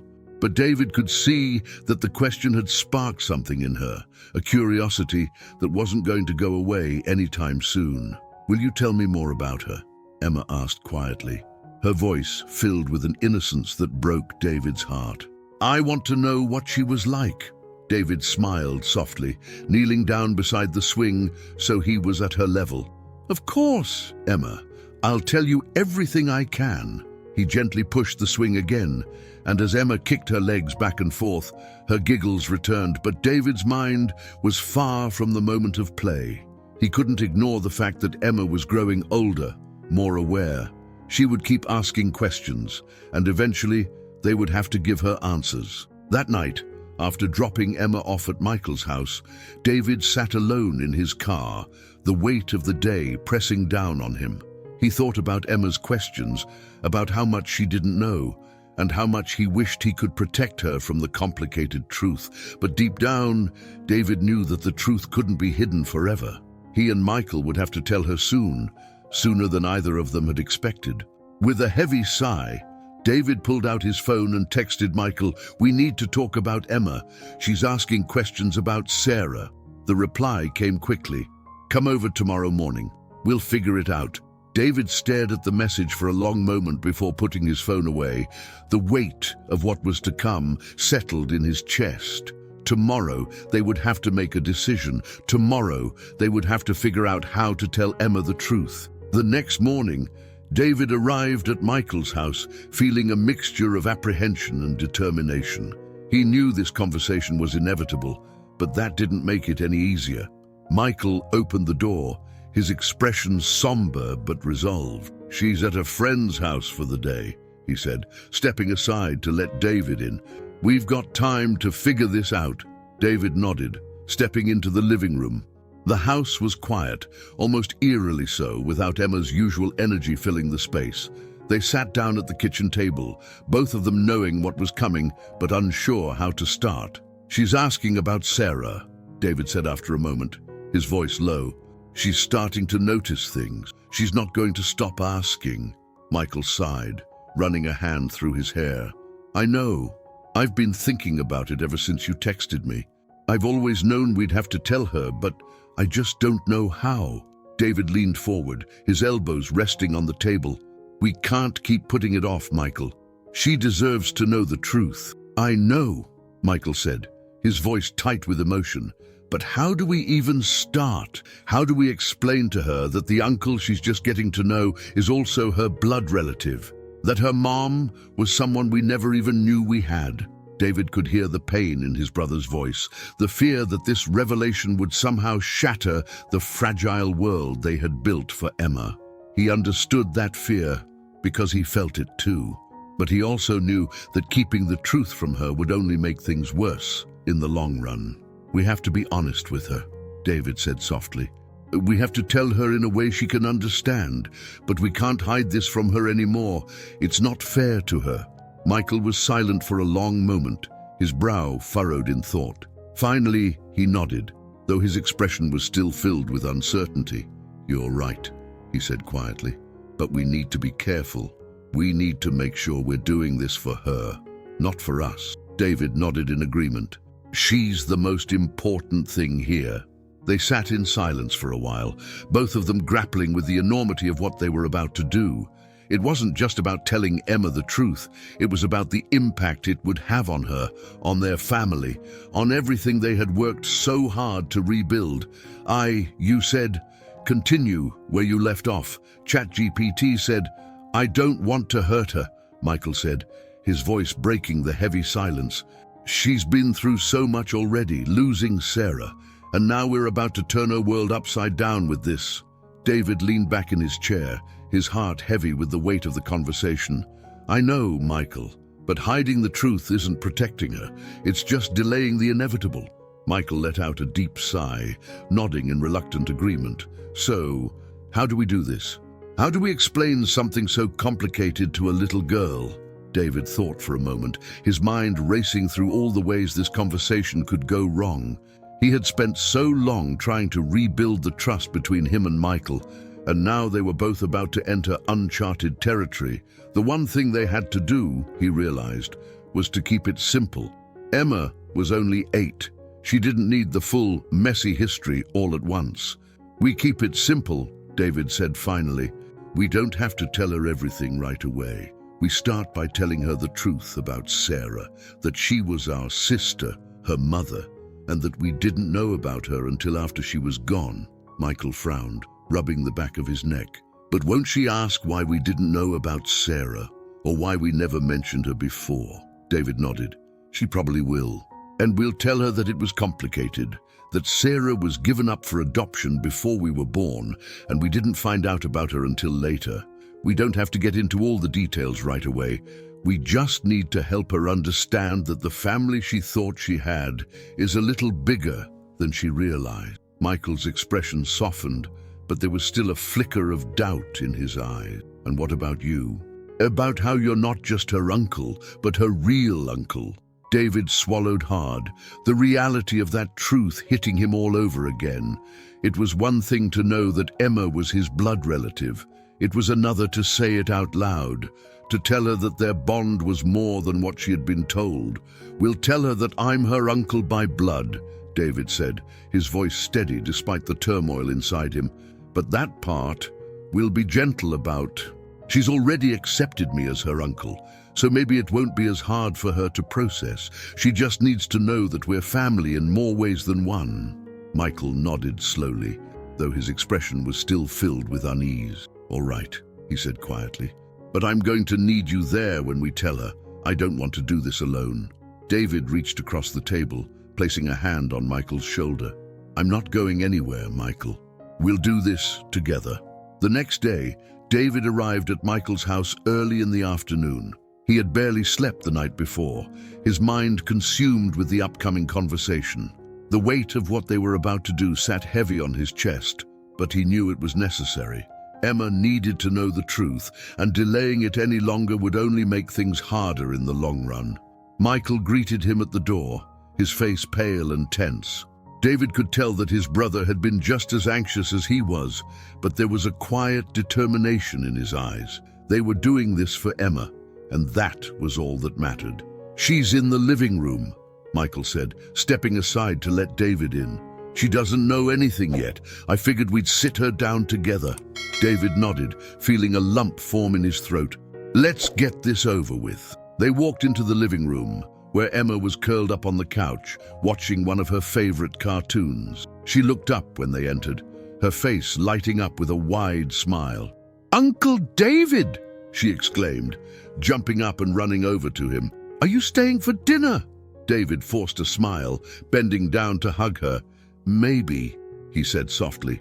"But first, we need to talk to you about something important." Emma's smile faltered slightly, and she glanced up at Michael with a questioning look. "What's wrong, Daddy?" Michael walked over and sat down on the couch, patting the spot beside him. "Come sit with me, sweetheart. Your uncle and I need to tell you something." Emma hesitated for a moment, her eyes flicking between David and Michael, clearly sensing the seriousness of the situation. She climbed onto the couch beside Michael, her small hands clasped tightly in her lap. David sat down on the other side of her, feeling the tension in the room rise as they prepared to reveal the truth. He glanced at Michael, giving him a small nod to start. Michael took a deep breath, his voice steady but filled with emotion. "Emma, you know that I love you more than anything in the world, right?" Emma nodded, her wide eyes fixed on her father. "I know, Daddy," Michael smiled softly, though his eyes were filled with pain. "And you know that your mommy loved you very much too. Even though she's not here with us anymore, she's always with you in your heart." Emma's expression softened at the mention of her mother, but she still seemed confused by the sudden seriousness. "I know, Daddy." Michael hesitated, his gaze flicking to David for support. David took a deep breath and picked up where Michael left off. "Emma, there's something we need to tell you about your mommy. Something that we've been keeping from you because we didn't think you were ready to understand it yet." Emma's brow furrowed, and she looked back and forth between the two men. "What do you mean?" David swallowed hard, his throat tight. "Your mommy, Sarah, wasn't just your daddy's wife. She was also my sister." Emma's eyes widened in surprise, and she stared at David in confusion. "Your sister?" David nodded, trying to keep his voice calm. "Yes, she was my sister, but I didn't know about her until after she had already passed away. She was given up for adoption before your daddy and I were born, and we didn't find out about her until much later." Emma was silent for a long moment, processing the information. Her small hands fidgeted in her lap, and David could see the confusion swirling in her eyes. "So, you're my uncle, but you're also my mommy's brother." David nodded again, his heart aching as he watched her struggle to understand. "That's right. I'm your uncle by blood, Emma. We're family in more ways than one." Emma's gaze dropped to the floor, her little face scrunched up in thought. "Why didn't you tell me before?" Michael leaned in, wrapping an arm around her shoulders. "We didn't want to confuse you, sweetheart. We wanted to wait until you were ready to hear the truth." Emma was quiet, her eyes still downcast as she absorbed everything they had just told her. David's heart pounded in his chest as he waited for her reaction, unsure of what she would say or how she would feel. Finally, after what felt like an eternity, Emma looked up at David with wide, tear-filled eyes. "Does this mean you're really my family?" David's throat tightened, and he blinked back his own tears. He reached out, gently taking her small hands in his. "Yes, Emma. I'm really your family, always." Emma stared at him for a moment longer, And then, to David's surprise, she threw her arms around his neck, hugging him tightly. "I'm glad," she whispered, her voice barely audible. David held her close, his heart swelling with emotion. He had been so afraid of how she would react. But in this moment, all that fear melted away. Emma didn't care about the complexities of their family history. All she cared about was that she had someone who loved her, and that was enough. Michael watched the scene unfold, his eyes filled with relief and quiet gratitude. He had been dreading this conversation as much as David had, but seeing the way Emma embraced the truth, he knew they had made the right choice. As they sat together on the couch, holding the little girl who had brought them back together, David realized that they were finally on the path to healing. There were still wounds to mend, still conversations to be had, but this was a start, a real, honest start. And for the first time in a long time, David felt like they could finally move forward together. The days that followed the conversation with Emma were quieter, more reflective. David noticed that the tension between him and Michael seemed to have lessened. There was still a lot to work through, but the hardest part, the truth, was finally out in the open. And Emma, in her innocent, open-hearted way, had accepted it with far more grace than either of them had expected. She still asked questions from time to time, curious about her mother, about the family history she hadn't known about before. But for the most part, Emma seemed content to accept that her uncle was not just a distant relative, but someone who shared her blood, her lineage. In her mind, the idea of family was simple. It was the people who loved you, who showed up for you, and that was enough. For David, however, the revelation still weighed heavily on his mind. He couldn't stop thinking about Sarah, the sister he never knew. It wasn't just about the lost time or the missed opportunities to get to know her. It was about the fact that Sarah had been part of Michael's life, even if only briefly, and David hadn't even known she existed. The thought gnawed at him, a constant reminder of how far he had distanced himself from his family over the years. One afternoon, a few days after they had told Emma the truth, David found himself sitting at the edge of his pool, staring out over the water. He had been spending more time at home lately, pulling back from work commitments, distancing himself from the business world that had once consumed him. Rachel, his assistant, had noticed the shift, though she didn't press him about it. She was used to his erratic schedule, but David knew that sooner or later he would have to explain why he was pulling back from the company. As the sun began to set, casting a warm orange glow over the pool, David's phone buzzed on the table beside him. He glanced at the screen and saw a message from Michael. "You free for dinner?" David smiled faintly and texted back, "Yeah, I'll be over in 30. When David arrived at Michael's house, the smell of something delicious wafted through the open windows. He knocked on the door, and a moment later, Emma opened it, grinning up at him with excitement. "Uncle David," she exclaimed, grabbing his hand and pulling him inside. "We're making spaghetti again." David chuckled as she dragged him into the kitchen, where Michael was standing at the stove, stirring a pot of sauce. "I see you've got your hands full," David said, giving Michael a nod. Michael smirked, glancing over at Emma. "She's been demanding spaghetti all week. I figured it was about time we gave in." Emma beamed, clearly proud of her influence over the dinner menu. "It's my favorite," she declared, bouncing on her heels. David smiled, his heart swelling at the sight of her. She had such an infectious energy, and being around her made everything feel lighter, easier. He was grateful for that, grateful for her. "Why don't you go set the table, Emma?" Michael suggested, handing her a stack of plates. "Dinner's almost ready." Emma grabbed the plates and skipped off to the dining room, leaving David and Michael alone in the kitchen. The two brothers stood in comfortable silence for a moment, the sounds of sizzling sauce and clinking silverware filling the space. Finally, Michael turned to David, his expression thoughtful. "How are you holding up? After everything with Emma, I mean." David leaned against the counter, crossing his arms. "I'm okay," he said after a moment. "It's a lot to process, but I'm glad we told her. She deserved to know." Michael nodded, his gaze distant as he stirred the sauce. "Yeah, I've been thinking about that too. I was so scared of how she'd react, but she's handled it better than I expected." "She's strong," David said, a note of pride in his voice. "She gets that from you." Michael smiled faintly, though there was still a shadow of something in his expression, something unspoken, unresolved. David could see it in the way his brother's shoulders were slightly tense, in the way his hands gripped the spoon just a little too tightly. "You still thinking about Sarah?" David asked gently, sensing the weight that was still pressing on Michael. Michael's grip on the spoon tightened for a moment before he set it down with a sigh. "Yeah," he admitted, his voice quiet. "I think about her every day. I think about what could have been, what we missed out on, and I think about how unfair it was that she didn't get to know you." David's heart ached at the words. "I wish I had known her too," he said softly. "I feel like I missed out on so much." Michael nodded, his jaw tightening as he stared down at the counter. "It's hard, losing her. It was like losing a part of myself. I never got to say goodbye."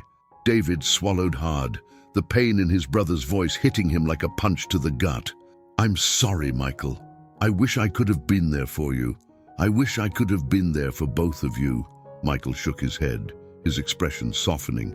"It's not your fault, David. We didn't even know about her until it was too late. But still, I think about it all the time. What could have been different?" David nodded, understanding the weight of that regret. "Me too." For a moment, they stood in silence, the shared grief of losing a sister they barely knew hanging heavy between them. It wasn't the kind of grief that could be easily expressed or resolved. It was the kind that lingered, a constant presence in the background of their lives. "I've been thinking," Michael said after a long pause, his voice quiet. "Maybe we should do something for her, like a memorial or something. I don't know, something to honor her memory." David blinked, surprised by the suggestion. "A memorial?" Michael shrugged, his gaze distant. "I just feel like we never got a chance to say goodbye. Not properly, and I think maybe it would help, for both of us." David considered the idea, his heart heavy with the thought of it. A memorial for Sarah, a way to honor the sister they never knew, the woman who had brought them back together in a way neither of them had expected. "I think that's a good idea," David said softly. "She deserves that." Michael nodded, his expression thoughtful. "Yeah, she does." They fell into silence again, but this time it wasn't filled with tension or unresolved emotions. It was a peaceful silence, a shared understanding that they were both working through their grief, their regrets, and the tangled history of their family. After dinner, as they sat around the table, Emma chattered on about her latest school project, completely unaware of the heavy conversation her father and uncle had just shared. Her innocence was a reminder to both men of what was most important, moving forward, together, as a family. David watched Emma with a quiet smile, feeling a sense of peace settle over him. For so long, he had been running from his family, from his past, from the mistakes he had made. But now, sitting here with Michael and Emma, he realized that he didn't have to run anymore. He was exactly where he needed to be. Later that evening, after Emma had gone to bed, Michael and David sat together on the front porch, the cool night air wrapping around them like a comforting blanket. They talked about everything and nothing, the way brothers do when the weight of the world feels just a little lighter. And for the first time in a long time, David felt like they were finally heading in the right direction. In the weeks that followed, Michael and David began planning the memorial for Sarah. It was a quiet, personal event, just the two of them, standing by the river where Michael and Sarah had spent so much time together. They shared stories, memories, and moments of silence, honoring the sister they had lost and the family they were trying to rebuild. It wasn't a grand gesture, but it didn't need to be. It was about healing, about finding a way to move forward while carrying the memory of Sarah with them. And in that quiet, intimate moment, David felt a sense of closure that he hadn't realized he needed. As they stood by the river, Watching the water flow gently past, Michael turned to David with a small smile. "I think she'd be proud of us," he said quietly. David smiled, his heart full. "Yeah, I think so too." They stood there in peaceful silence for a while longer. The sound of the river, a soothing backdrop to the moment of reflection.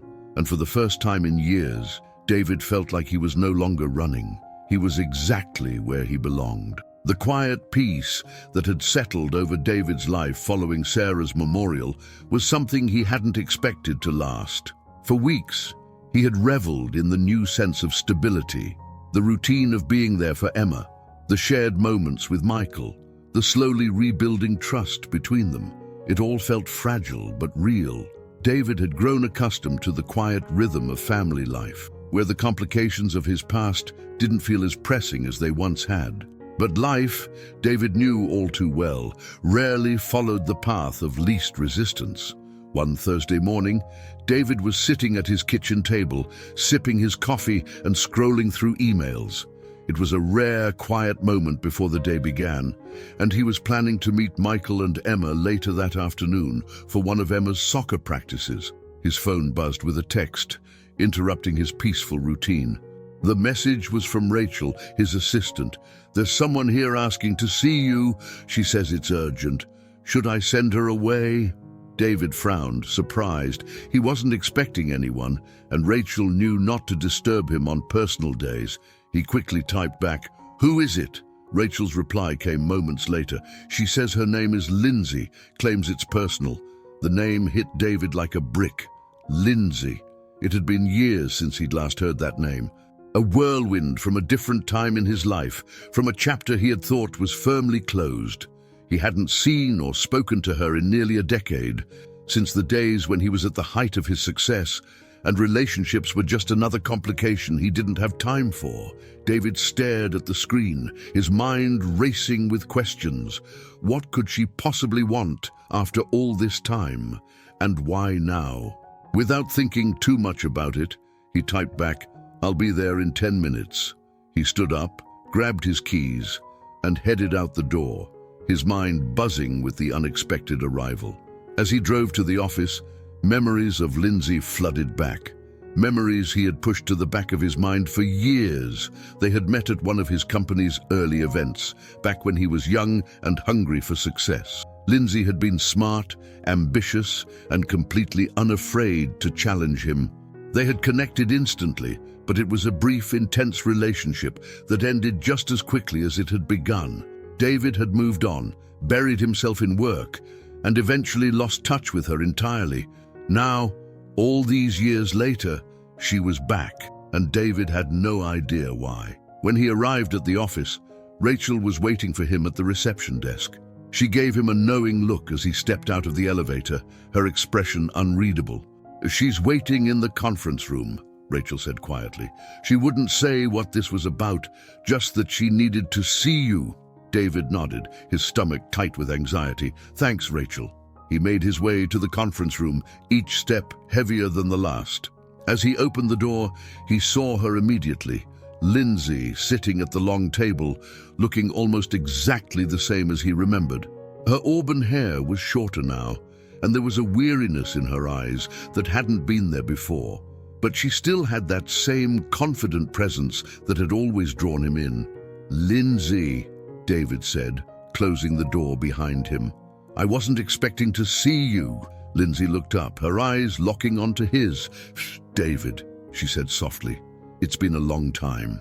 David sat down across from her, his heart racing with the weight of unspoken words. He had no idea what to expect from this conversation, but he knew that whatever had brought her here couldn't be simple. "It has," David replied, trying to keep his voice steady. "What brings you here?" Lindsay hesitated for a moment, her gaze dropping to the table. She seemed to be struggling with something, as if she wasn't sure where to begin. Finally, she looked up, her expression serious. "I wouldn't have come if it wasn't important," she said quietly.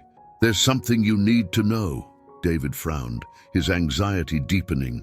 "What is it?" Lindsay took a deep breath, her eyes searching his as she spoke. It's about my son, David," He's 8 years old. David blinked, the words not quite registering at first. Your son, he repeated, confused. Lindsay nodded, her expression pained. His name is Ethan. And David, he's your son too. The air seemed to leave the room in an instant. David stared at Lindsay, his mind struggling to process the words that had just come out of her mouth. Your son. It felt like the ground had shifted beneath him. The calm, ordered life he had worked so hard to rebuild suddenly felt like it was crumbling around him. I don't understand, David stammered, his heart racing. How is this possible? Lindsay sighed, her hands trembling slightly as she clasped them together on the table. I found out I was pregnant shortly after we ended things. I thought about telling you, but you were so focused on your career, on building your company. I didn't want to complicate things for you. David's chest tightened with a mixture of shock and anger. So you just didn't tell me? You kept this from me for 8 years? Lindsay's eyes filled with guilt. I thought I was doing the right thing at the time. I didn't think you wanted that kind of responsibility. But as Ethan's gotten older, I've realized that he deserves to know his father, and you deserve to know him. David leaned back in his chair, running a hand through his hair as he tried to process everything. A son. He had a son he never knew about. The revelation felt like a punch to the gut, and for a moment he didn't know what to say, what to feel. Why now? David asked, his voice quiet but laced with frustration. Why come to me after all these years? Lindsay's gaze dropped to the table again. Because Ethan's been asking questions. He knows he doesn't have a dad in his life, and it's starting to affect him. I couldn't keep lying to him.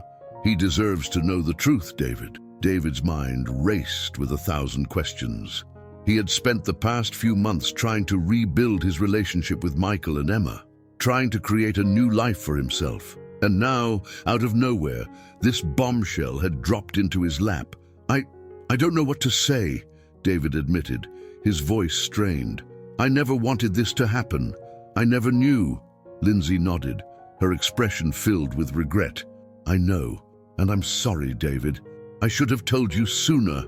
For a long moment, they sat in silence, the weight of the revelation hanging between them. David felt like his world had been turned upside down in a matter of minutes, and he had no idea how to move forward from this. Finally, Lindsay spoke again, her voice tentative. I'm not asking for anything from you, David. I'm not asking you to step in and take over. I thought you deserved to know.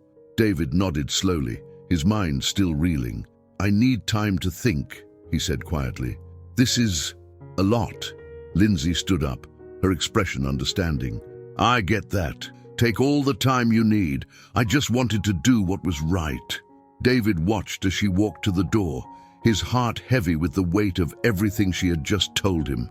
Before she left, Lindsay turned back to face him. Ethan's a great kid, David. He deserves to know you, and I think you'd love him if you gave him a chance. With that, she left, leaving David alone in the conference room, his mind racing with thoughts of a child he had never known existed. That night, David sat on his couch, staring blankly at the wall.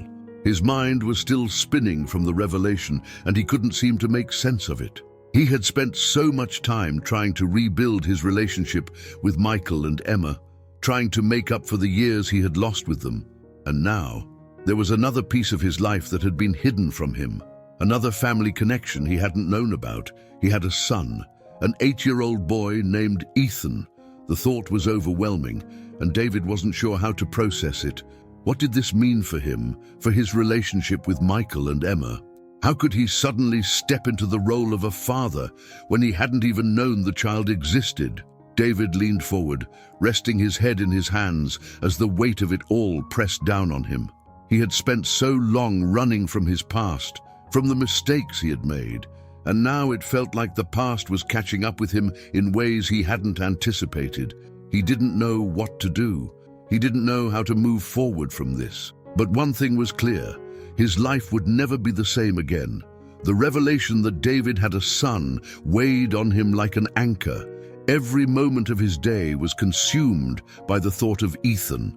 a child he never knew existed, a child who had been growing up without him for 8 years. His mind was tangled in questions. What kind of father would he be? How would Michael and Emma react to this?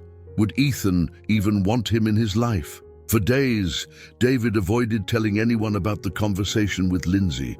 He needed time to sort through his feelings, to figure out what this meant for his life.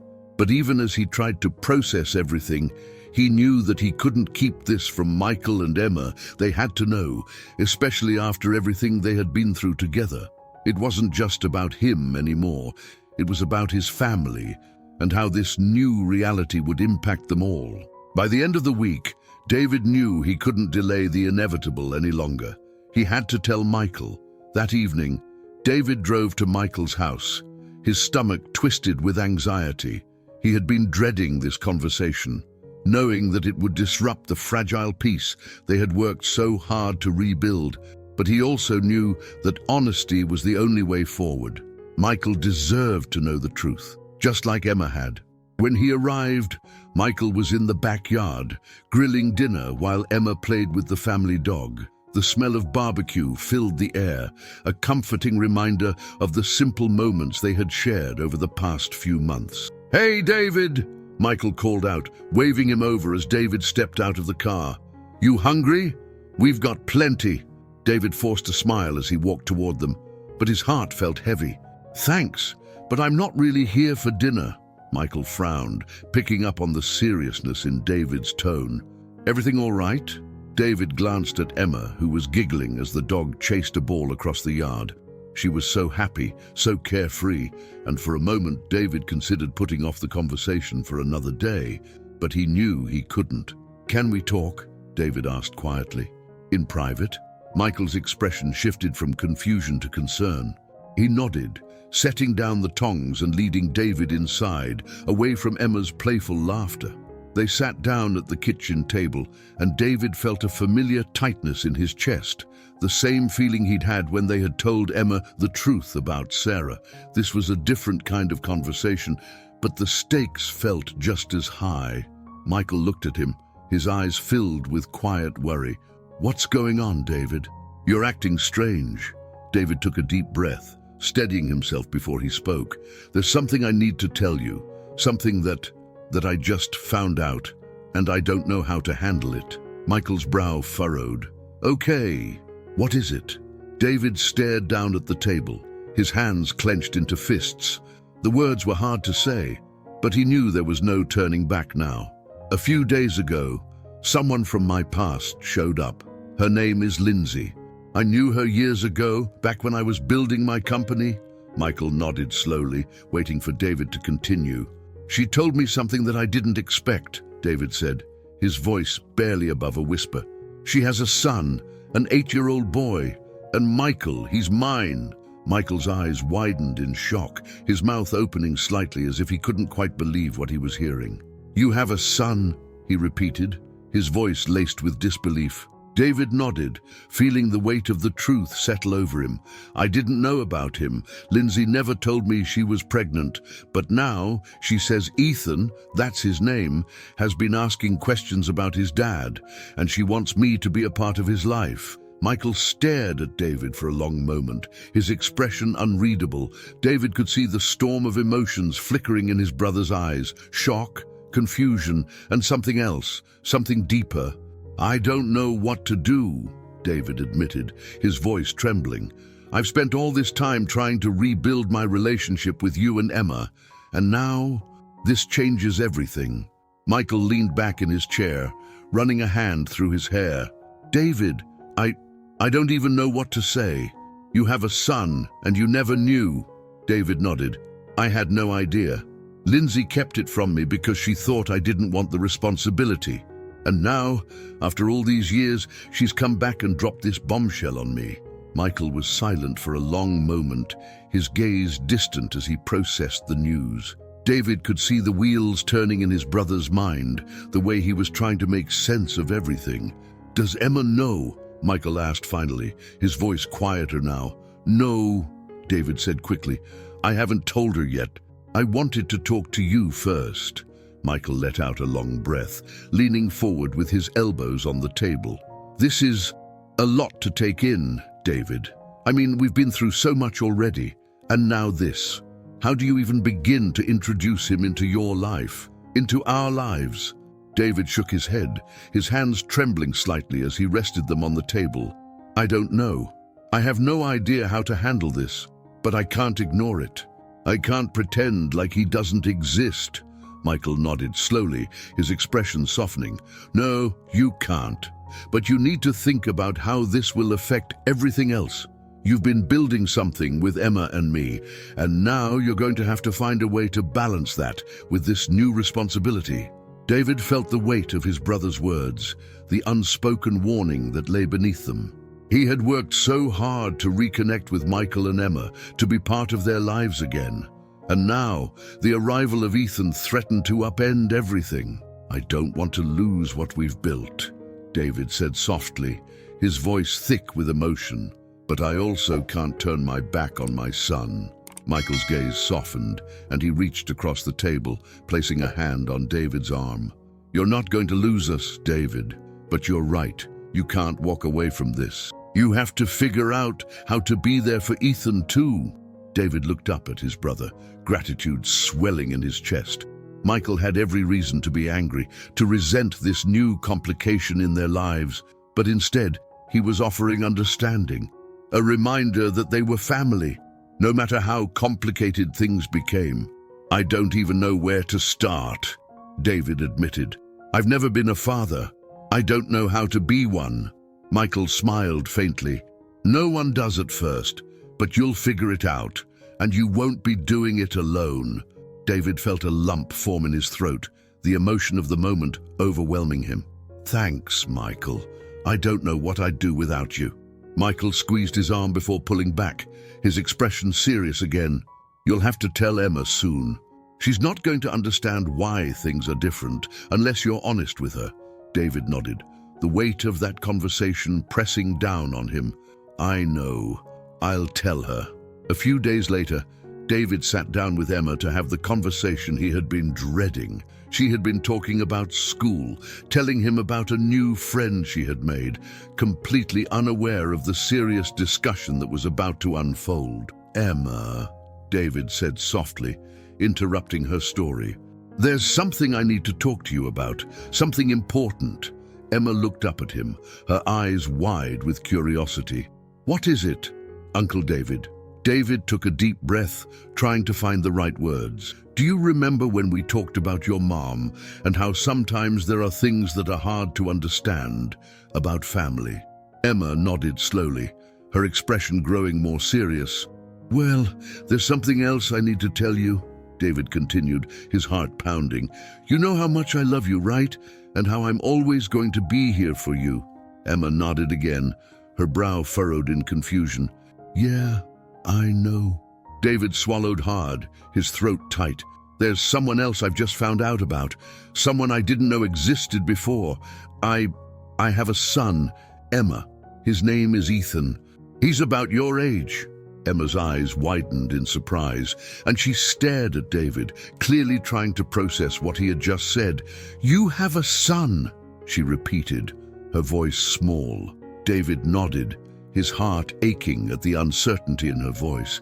Yes, I didn't know about him until recently, but now that I do, I want to be a part of his life, just like I'm a part of yours. Emma was silent for a long moment, her gaze fixed on the floor as she absorbed the news.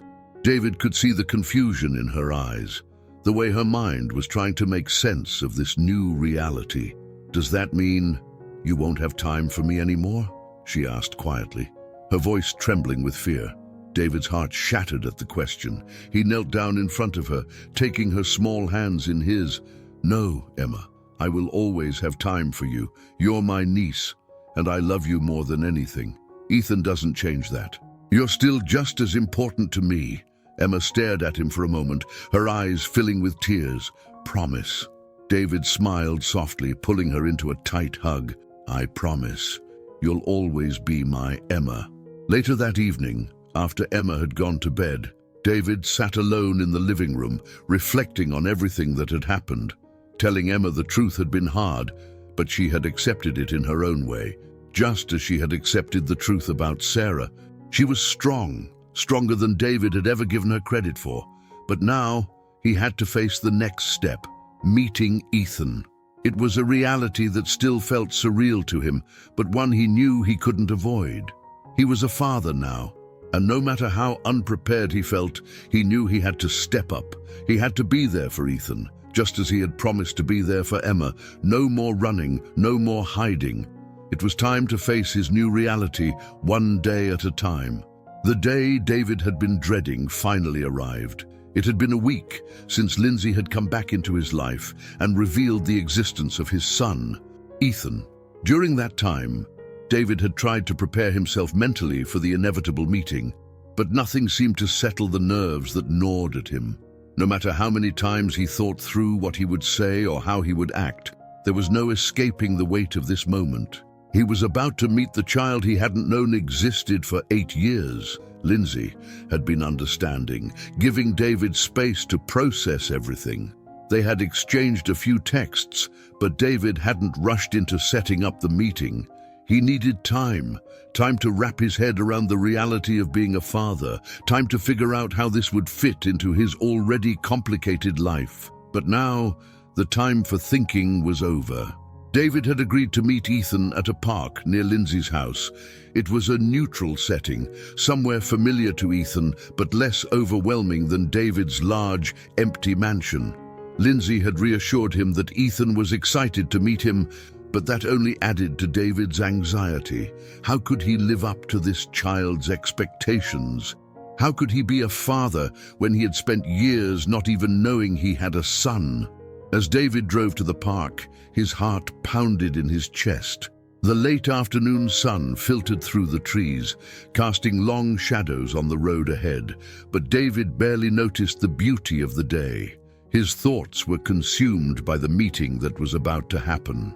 When he arrived at the park, he parked his car and sat for a moment, staring out at the families playing on the grassy field.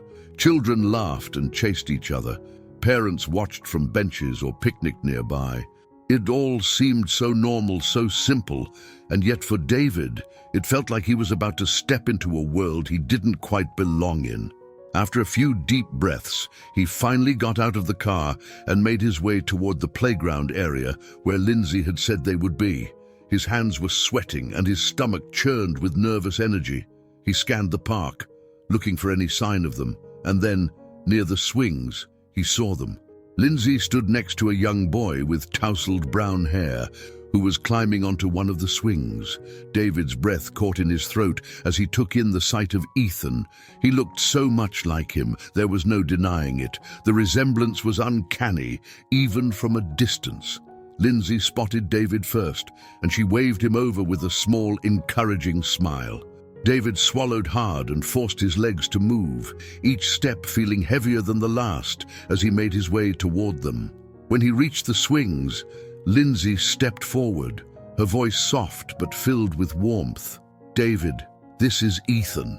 Ethan, who had been focused on trying to get the swing to move, looked up at David with wide, curious eyes. For a moment, David wasn't sure what to say.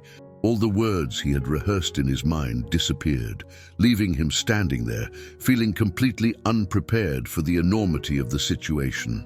"Hi," David said finally, his voice slightly shaky. "You must be Ethan." The boy nodded, his eyes studying David with a mixture of curiosity and shyness. "Yeah, are you my dad?" David's heart skipped a beat at the question, the simple truth of it hitting him all over again. "Yeah," he said softly. "I'm your dad." Ethan stared at him for a moment longer, as if trying to process the reality of it. Then, without warning, he smiled. A bright, genuine smile that made David's heart ache with a mixture of relief and emotion. "Cool," Ethan said simply, his tone matter-of-fact, as if meeting his father for the first time was just another event in his day. David let out a breath he hadn't realized he was holding, and a small smile tugged at his lips. "Yeah, it is cool." Lindsay watched the exchange from a few steps away, giving them space but keeping a close eye on Ethan. She had told David that Ethan was excited to meet him, but she had also warned that he might be nervous, unsure of how to act. But as David stood there, looking at his son, he felt a strange sense of calm settle over him. This was it.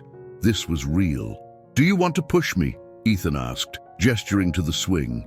David blinked, momentarily caught off guard by the simple request. "Yeah, sure," he said, moving behind the swing. As he began gently pushing Ethan, the boy laughed, kicking his legs to gain momentum. It was such a normal, everyday moment, and yet for David it felt monumental. Here he was, pushing his son on a swing, something he had never imagined himself doing just weeks ago. The absurdity of it almost made him laugh, but instead he just focused on the sound of Ethan's laughter, letting it soothe his nerves. Lindsay watched quietly from the sidelines, her expression soft. David knew she was giving him space to bond with Ethan, but there was also a part of her that was watching, assessing how this was going to unfold. David appreciated her patience, but he couldn't help but wonder what was going through her mind. This was just as complicated for her as it was for him. After a few minutes, Ethan slowed the swing down and hopped off, running over to a nearby patch of grass. He picked up a soccer ball that had been lying there and kicked it toward David. "Want to play?" Ethan asked, his eyes lighting up with excitement. David smiled, grateful for the distraction from his racing thoughts. "Sure." For the next half hour, David and Ethan kicked the ball back and forth across the grass, with Ethan's laughter filling the air as he chased after it. David marveled at how easily Ethan accepted him, how quickly they had fallen into a rhythm, despite the years of absence. At one point, Lindsay joined in, and for a moment, the three of them felt like a family. It was a strange, unexpected feeling, one that David hadn't been prepared for. He had spent so much time focused on his relationship with Michael and Emma that he hadn't considered what it would be like to form a bond with Ethan and Lindsay. But now, standing here, watching Ethan's joy and feeling the warmth of Lindsay's presence, David realized that his life was about to become even more complicated and maybe even fuller than he had ever imagined. Later, as the sun began to set, they sat on a bench, watching the last few families at the park pack up to leave. Ethan, tired from all the running around, leaned against Lindsay, his eyes half closed with exhaustion. Lindsay glanced at David, her voice quiet as she spoke. "He had a great time today." David nodded, his heart full. "Yeah, so did I." Lindsay smiled softly, but there was a seriousness in her eyes. "I know this is all new for you, David. I know it's a lot to take in, but Ethan, he's been waiting for this for a long time. He's always known there was something missing, even if he didn't fully understand what it was." David looked down at Ethan, who was drifting off to sleep against his mother's shoulder. A pang of guilt shot through him as he thought about all the years he had missed, all the moments he hadn't been there for. "I want to be there for him," David said quietly. "I don't know what kind of father I'll be, but I want to try." Lindsay's expression softened, and she nodded. "That's all he needs, David. Just you being here." They sat in silence for a while, watching the sun dip below the horizon, casting the park in a soft, golden light. It was a peaceful moment, one that felt like the beginning of something new, something that, while uncertain, held the promise of connection and healing. David knew that there would be challenges ahead, that balancing his relationship with Ethan alongside his commitments to Michael and Emma wouldn't be easy. But for the first time in a long time, he felt a sense of purpose, a sense of belonging that he hadn't felt in years. As the sky darkened and the park emptied, David stood up, offering to help Lindsay carry Ethan to the car. She smiled gratefully, and together they gently lifted the sleeping boy, careful not to wake him. When they reached the car, Lindsay buckled Ethan into the back seat, her movements careful and practiced. She turned to David, her expression a mixture of gratitude and uncertainty. "Thank you for today," she said softly. "I wasn't sure how it would go, but I think it went well." David smiled, feeling a warmth spread through him. Yeah, I think it did. They stood there for a moment, the quiet night wrapping around them, before Lindsay finally got into the car. As she pulled away, David watched them disappear into the distance, his mind swirling with thoughts of the future. This was just the beginning of something unexpected, something new. But as David stood there in the fading light, he realized that for the first time in a long time, he wasn't running anymore. He was ready to face whatever came next. The days following David's first meeting with Ethan were a whirlwind of emotions. He hadn't expected the bond to form so quickly, nor had he anticipated how much joy Ethan would bring into his life. But as David replayed the memories of their time at the park, he felt an overwhelming sense of both gratitude and guilt. Gratitude for having the chance to know his son, and guilt for the years he hadn't been there. Balancing his new role as a father with his commitment to Michael and Emma was proving to be more complicated than David had expected. He hadn't told Emma about Ethan yet, and while Michael knew, David could sense that his brother was still processing the news. Michael had been supportive, but there was an underlying tension, one that David could feel in the quieter moments of their conversations. They were both trying to navigate this new reality, but it wasn't easy. David knew that soon he would have to bring Ethan into the life he had built with Michael and Emma. They were family now, in the most unexpected and complicated way, and as much as David wanted to protect the delicate balance they had found, he knew that keeping Ethan separate from them wasn't sustainable. One evening, David found himself at Michael's house for dinner. Emma was in the living room, playing with her toys, while Michael and David sat at the kitchen table, picking at the remains of their meal. The conversation had been light, but David could feel the weight of unspoken words hanging between them. Michael finally broke the silence. "How's it going with Ethan?" David sighed, running a hand through his hair. "It's good. Better than I expected. Honestly, he's a great kid, Michael. I'm still trying to wrap my head around the fact that he's mine." Michael nodded, his expression thoughtful. "I'm glad it's going well, but how do you see this playing out with Emma? I mean..." David looked down at his hands, his heart heavy with the question. "I don't know. I haven't told her about Ethan yet. I wanted to make sure things were solid between me and him before I brought him into her life." Michael was quiet for a moment. Then he leaned forward, his eyes searching David's. "You can't keep them apart forever. Emma's going to find out eventually, and she deserves to know the truth, just like she deserved to know about Sarah." David's chest tightened at the mention of Sarah. He knew Michael was right, but the thought of having that conversation with Emma, of adding another layer of complexity to her life, filled him with dread. "I know," David said quietly. "I'm just trying to figure out how to do it without overwhelming her." Michael nodded, his expression softening. "She's stronger than you think, David. She'll be okay, but she needs to hear it from you." David stared at the table, the weight of the decision pressing down on him.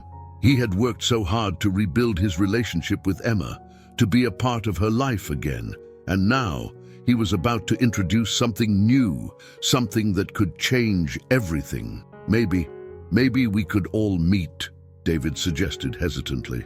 "I don't want to force anything, but I think if Emma gets to know Ethan slowly, it might be easier for her." Michael raised an eyebrow. "You mean like a family dinner?" David smiled faintly. "Yeah, something like that." Michael considered the idea for a moment before nodding. "That could work, but we'll need to be careful. Emma's sensitive, and we don't want to rush her into anything." David let out a breath he hadn't realized he was holding. "Thanks, Michael. I know this isn't easy for you either." Michael smiled softly, though there was still a hint of tension in his eyes. "It's not easy, but it's life, and we're family, David. We'll figure it out." A few days later, David decided it was time. He sat down with Emma after school, his heart pounding as he prepared to tell her about Ethan. She was sitting on the couch, coloring in one of her favorite books, completely unaware of the serious conversation that was about to unfold. "Emma," David said softly, sitting down beside her, "there's something I need to talk to you about." Emma looked up at him, her wide eyes filled with curiosity. "What is it, Uncle David?" David swallowed hard, trying to steady his voice. "Do you remember when we talked about family, and how sometimes there are things about our family that are hard to understand?" Emma nodded slowly, her expression serious now. "Well," David continued, his heart racing, "there's something else I need to tell you, something important." Emma put down her coloring book and looked up at him, her eyes full of trust. "Okay. What is it?" David took a deep breath. "I found out that I have a son. His name is Ethan, and he's about your age." Emma's eyes widened in surprise, and for a moment, she didn't say anything. David could see the gears turning in her mind, trying to make sense of this new information. "You have a son?" she asked quietly, her voice filled with confusion. David nodded, his heart aching at the uncertainty in her voice. "Yes, I do. I didn't know about him until recently, but now that I do, I want him to be a part of our family, just like you are." Emma stared at him for a long moment, her little face scrunched up in thought. "Does that mean I have a cousin?" David smiled softly. "Yes, you do. Ethan's your cousin." Emma's brow furrowed, and she looked down at her hands, clearly trying to process everything. "Will I get to meet him?" David's chest tightened at the question. He hadn't been sure how Emma would react, but the fact that she was asking to meet Ethan gave him hope. "Yes, if you want to, we can have dinner together and you can get to know him." Emma was quiet for a moment. Then she looked up at David with those wide, innocent eyes. "Okay," she said softly. "I'd like that." David smiled, pulling her into a gentle hug. "I'm glad, Emma. I think you'll like Ethan. He's a lot of fun." Emma hugged him back, and for a moment, David felt a sense of relief wash over him. The conversation hadn't been as difficult as he had feared, and Emma's openness to the idea of meeting Ethan gave him hope that they could navigate this new chapter together. The following weekend, David arranged a small dinner at his house, inviting Lindsay and Ethan over to meet Michael and Emma. It was a casual gathering, but the weight of the occasion wasn't lost on David. This was the first time their two worlds would collide, and he had no idea how it would go. When Lindsay and Ethan arrived, David greeted them at the door, his heart pounding with nervous energy. Ethan looked up at him with a shy smile, and David ruffled his hair, feeling a warmth spread through him. Inside, Michael and Emma were already seated at the table, the smell of dinner wafting through the air. Emma sat quietly, her eyes wide with curiosity, as she watched Ethan enter the room. For a moment, there was a tense silence, as if everyone was waiting to see how the kids would react. Ethan, ever the ball of energy, broke the silence by walking over to Emma and holding out his hand. "Hi, I'm Ethan." Emma blinked in surprise, then slowly reached out to shake his hand. "Hi, I'm Emma." For a moment, the two kids just stared at each other, as if sizing each other up. Then, to David's relief, Ethan grinned and plopped down in the seat beside Emma. "Do you like soccer?" Emma's eyes lit up at the question. "Yeah.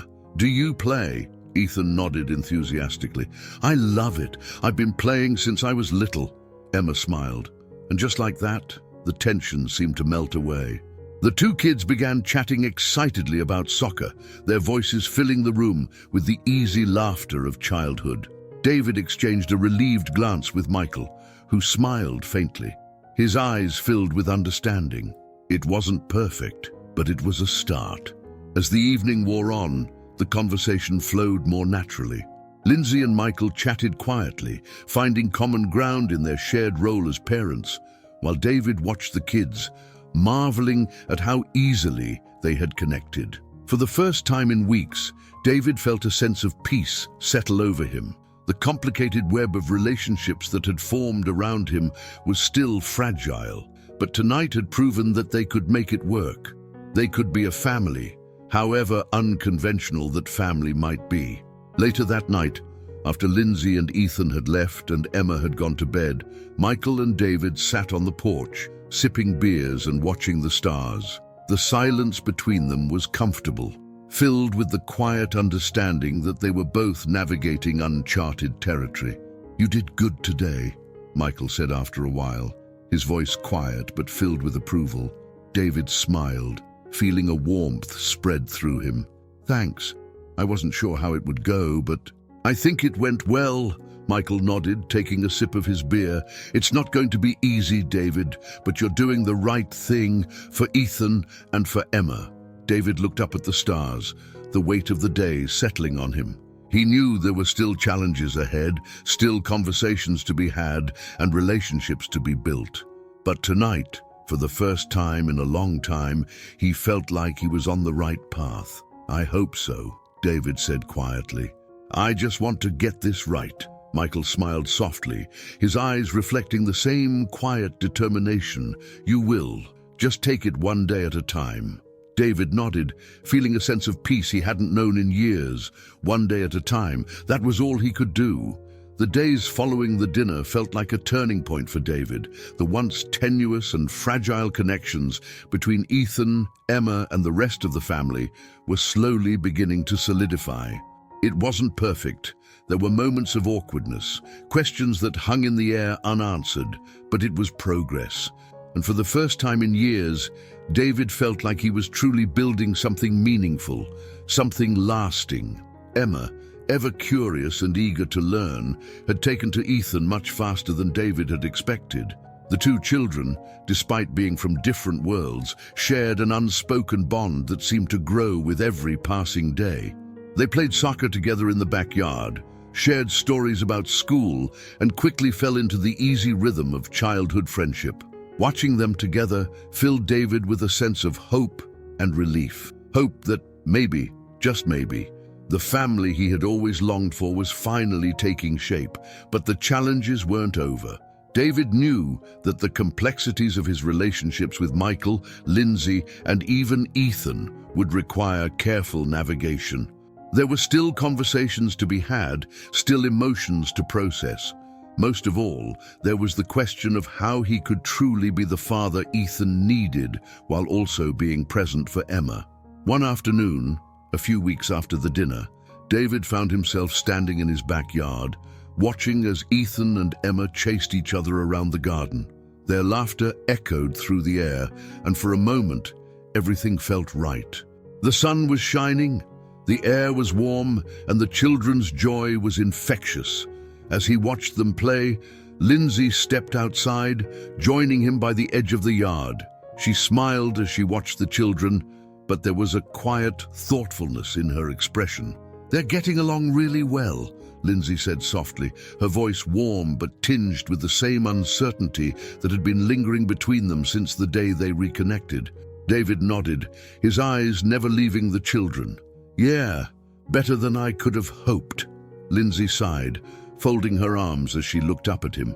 "Ethan's been asking more questions about you," she admitted after a moment. "He's curious. He wants to know more about where you've been all these years." David's heart clenched at the mention of it. He had been dreading this, dreading the inevitable moment when Ethan would start asking the difficult questions. Why hadn't he been there? Why had it taken so long for them to meet? "What have you told him?" David asked, his voice low, a mixture of fear and guilt seeping into his words. Lindsay shrugged lightly, though her eyes were filled with concern. "I've been honest with him, in a way he can understand. I told him that you didn't know about him until recently, and that it wasn't your fault, but he's still trying to make sense of it. He's been wondering why you weren't there when he was younger." David felt a lump form in his throat, the weight of that question pressing down on him. He hadn't been there for Ethan's first steps, his first words, his first day of school. He had missed so much, too much, and there was no way to change that. "I don't know how to explain it to him," David said quietly. "How do I tell him that I wasn't there because I didn't even know he existed?" Lindsay looked at him, her expression softening with understanding. "You tell him the truth. That's all you can do." David nodded slowly, his mind racing. He knew she was right. Ethan deserved the truth, but the truth was messy, and David wasn't sure how much Ethan could handle. He wanted to protect his son from the pain of feeling abandoned, but he also knew that honesty was the only way forward. "I'll talk to him," David said after a moment. "I'll tell him everything." Lindsay smiled gently, her hand resting briefly on his arm. "You're doing fine, David. Just take it one step at a time." That evening, after the kids had gone inside, David sat with Ethan in the living room, the weight of the upcoming conversation heavy in the air. Ethan was sitting on the floor, playing with a toy car, completely unaware of the serious discussion that was about to take place. "Ethan," David began, his voice soft but steady. "Can we talk for a minute?" Ethan looked up at him, his eyes wide and curious. "Yeah?" David took a deep breath, bracing himself for the words he knew would be difficult to say.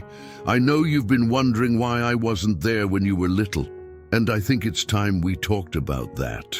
Ethan's expression grew more serious, and he set the toy car down, his attention fully focused on David. "Mom said you didn't know about me." David nodded, feeling a lump form in his throat. "That's right. I didn't know. If I had known, I would have been there, Ethan. I would have been with you from the very beginning." Ethan frowned, clearly trying to process the explanation. "But why didn't you know?" David hesitated, searching for the right words. "Your mom and we weren't together when she found out she was going to have you. She didn't tell me, and I didn't know until just recently. That's why I wasn't there for you when you were younger. But now that I know, I want to be part of your life. I want to make up for the time we lost." Ethan was quiet for a moment, his eyes wide with understanding, but still filled with the confusion of a child trying to grasp the complexities of adult decisions. "So, it wasn't your fault?" David's chest tightened at the question. He wanted to say yes, to tell Ethan that none of this had been his fault. But part of him felt responsible for the choices he had made in his younger years, for the distance he had created in his life that had led to this moment. "No," David said softly, "it wasn't anyone's fault, but I still wish I had been there for you." Ethan looked down at his hands, his little face scrunched up in thought. "I'm glad you're here now," he said quietly. David's heart swelled at the words, and he pulled Ethan into a hug, holding him close. "Me too, buddy, me too." As they sat there, wrapped in each other's embrace, David felt a sense of relief wash over him. The conversation hadn't been easy, but it had been necessary. And now, for the first time, he felt like he and Ethan were truly beginning to understand each other. The following weeks brought a new sense of normalcy to David's life. His relationship with Ethan continued to grow, and the bond between Ethan and Emma strengthened as well. The two children became inseparable, spending hours playing together and sharing their favorite games and stories. For David, watching them was a source of constant joy, a reminder that despite all the challenges, they were building something real.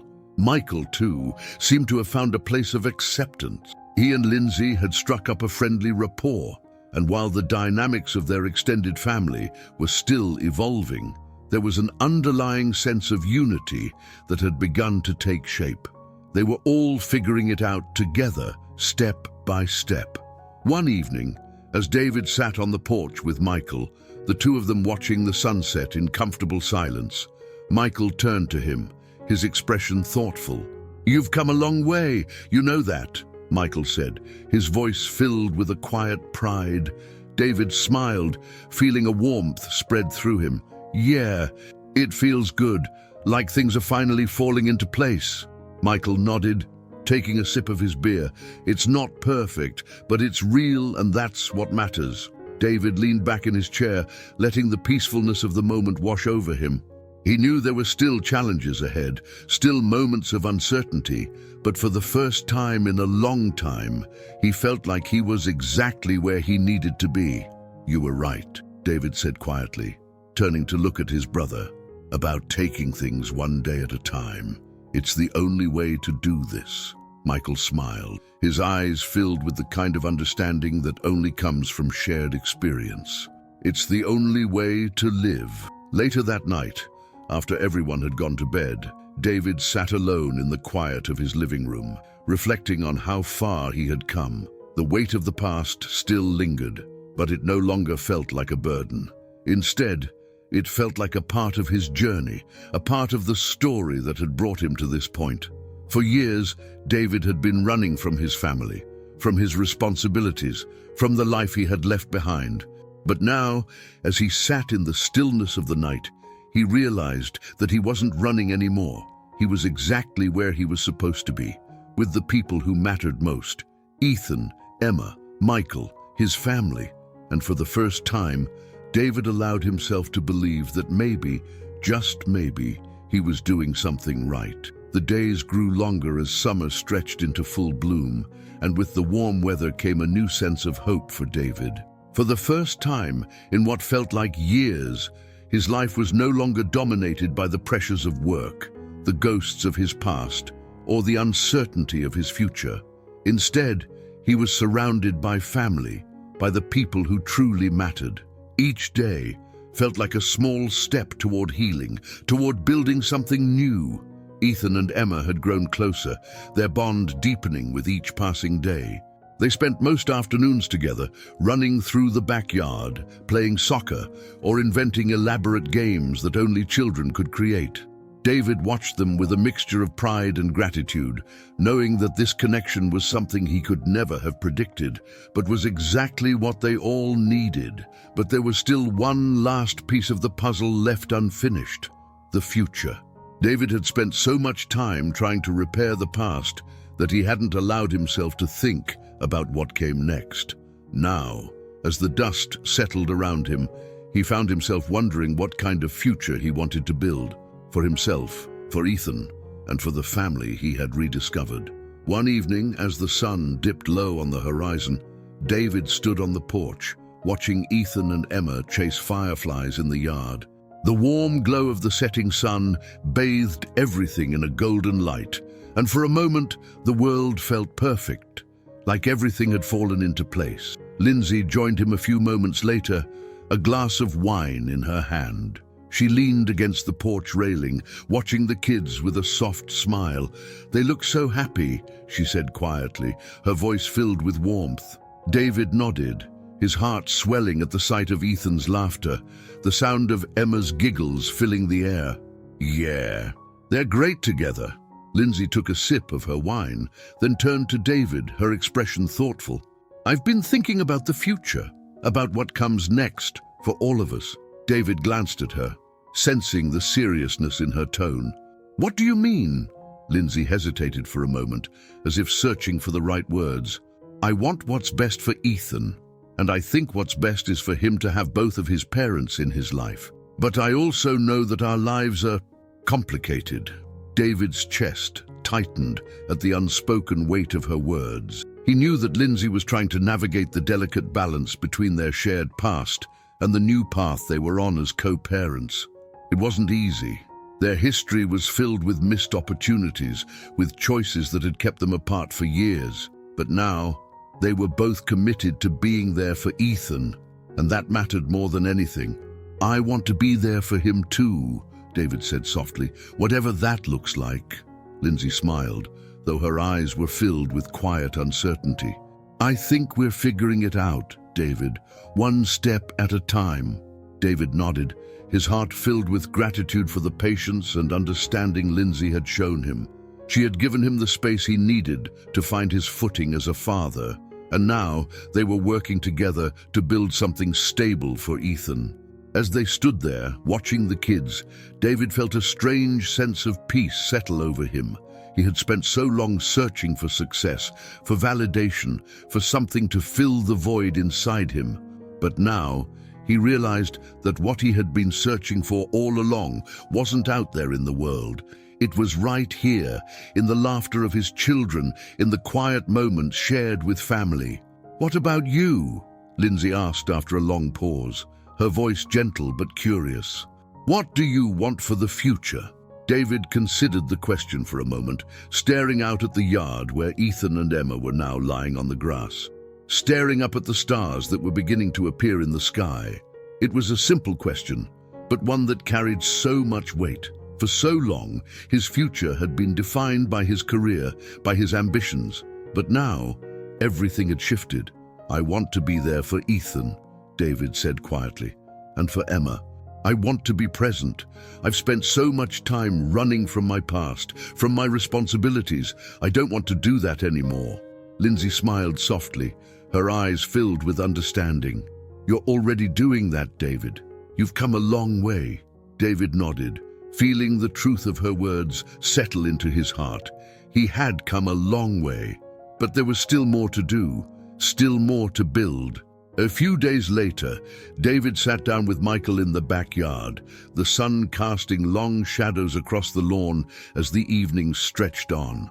They had fallen into an easy routine over the past few weeks, sharing dinners and quiet conversations, but tonight felt different. There was a sense of finality in the air, as if they were on the brink of closing one chapter and opening another. "I've been thinking about the future," David said, breaking the comfortable silence between them. Michael raised an eyebrow, glancing over at him. "Oh, yeah." David nodded, his heart heavy with the weight of the decision he had been wrestling with for days. "I think it's time I take a step back from the company. I've been so focused on building my business, on chasing success, that I forgot what really matters. I don't want to keep making that mistake." Michael was silent for a moment, his expression thoughtful. "You sure about that? I know how much that company means to you." David smiled softly, his eyes filled with quiet conviction. "It used to be everything, but now I want something different. I want to be there for Ethan, for Emma. I want to spend time with my family, not just sitting in a boardroom." Michael nodded, his expression softening. "I get that. And honestly, David, I think it's the right move. You've worked hard for years. You deserve to enjoy your life." David let out a breath, the tension that had been building inside him finally beginning to release. "I didn't think it would feel this easy." "Letting go, I mean?" Michael smiled, his eyes filled with understanding. "That's because you're finally letting go of the right things." David looked out at the yard, where Ethan and Emma were sitting together under the trees, their heads close as they whispered to each other. It was a quiet, peaceful moment, one that reminded David of everything he had been missing for so long. "I think I'm ready for this," David said softly. "I'm ready for something new." Michael clapped him on the shoulder, his smile widening. "Then go for it. You've got people who love you, David, and that's more than most people can say." David smiled, feeling a warmth spread through him. For the first time in years, he felt like he was exactly where he was meant to be. A few weeks later, David made the official announcement that he was stepping back from his role at the company. His decision was met with surprise from his colleagues and business partners, but it was a decision he felt confident in. He had spent so much of his life chasing success, believing that it was the key to happiness. But now, he realized that true happiness came from the connections he had built with the people he loved. The transition wasn't easy. Walking away from the company he had built from the ground up felt like closing the door on a huge part of his life. But as he watched Ethan and Emma grow closer, as he spent more time with Michael and Lindsay, he knew that he had made the right choice. He was finally present. On a warm summer evening, David stood by the pool in his backyard, watching as Ethan and Emma splashed around, their laughter filling the air. Michael and Lindsay sat nearby, chatting quietly as they watched the kids play. It was a simple scene, but one that filled David with a sense of peace and fulfillment he had never known before. As the sun began to set, casting the sky in hues of pink and gold, David felt a hand on his shoulder. He turned to see Michael standing beside him, a smile on his face. "You did it, David," Michael said softly. "You've built something real." David smiled, his heart full. "I couldn't have done it without you, without all of you." Michael chuckled, shaking his head. "You're giving me too much credit. This is all you, brother." David looked out at the yard, at the family he had fought so hard to rebuild, and felt a deep sense of gratitude wash over him. It hadn't been easy. There had been moments of doubt, of fear, of uncertainty, but now, as he stood here, surrounded by the people who mattered most, he knew that it had all been worth it. He had finally found his place, not in a boardroom, not in the pursuit of wealth or success, but right here, with his family, and for the first time in his life, David felt whole. I hope you enjoyed today's story. Subscribe to the channel so you don't miss more stories like this. Leave a like and comment below what you thought of the story. See you in the next video.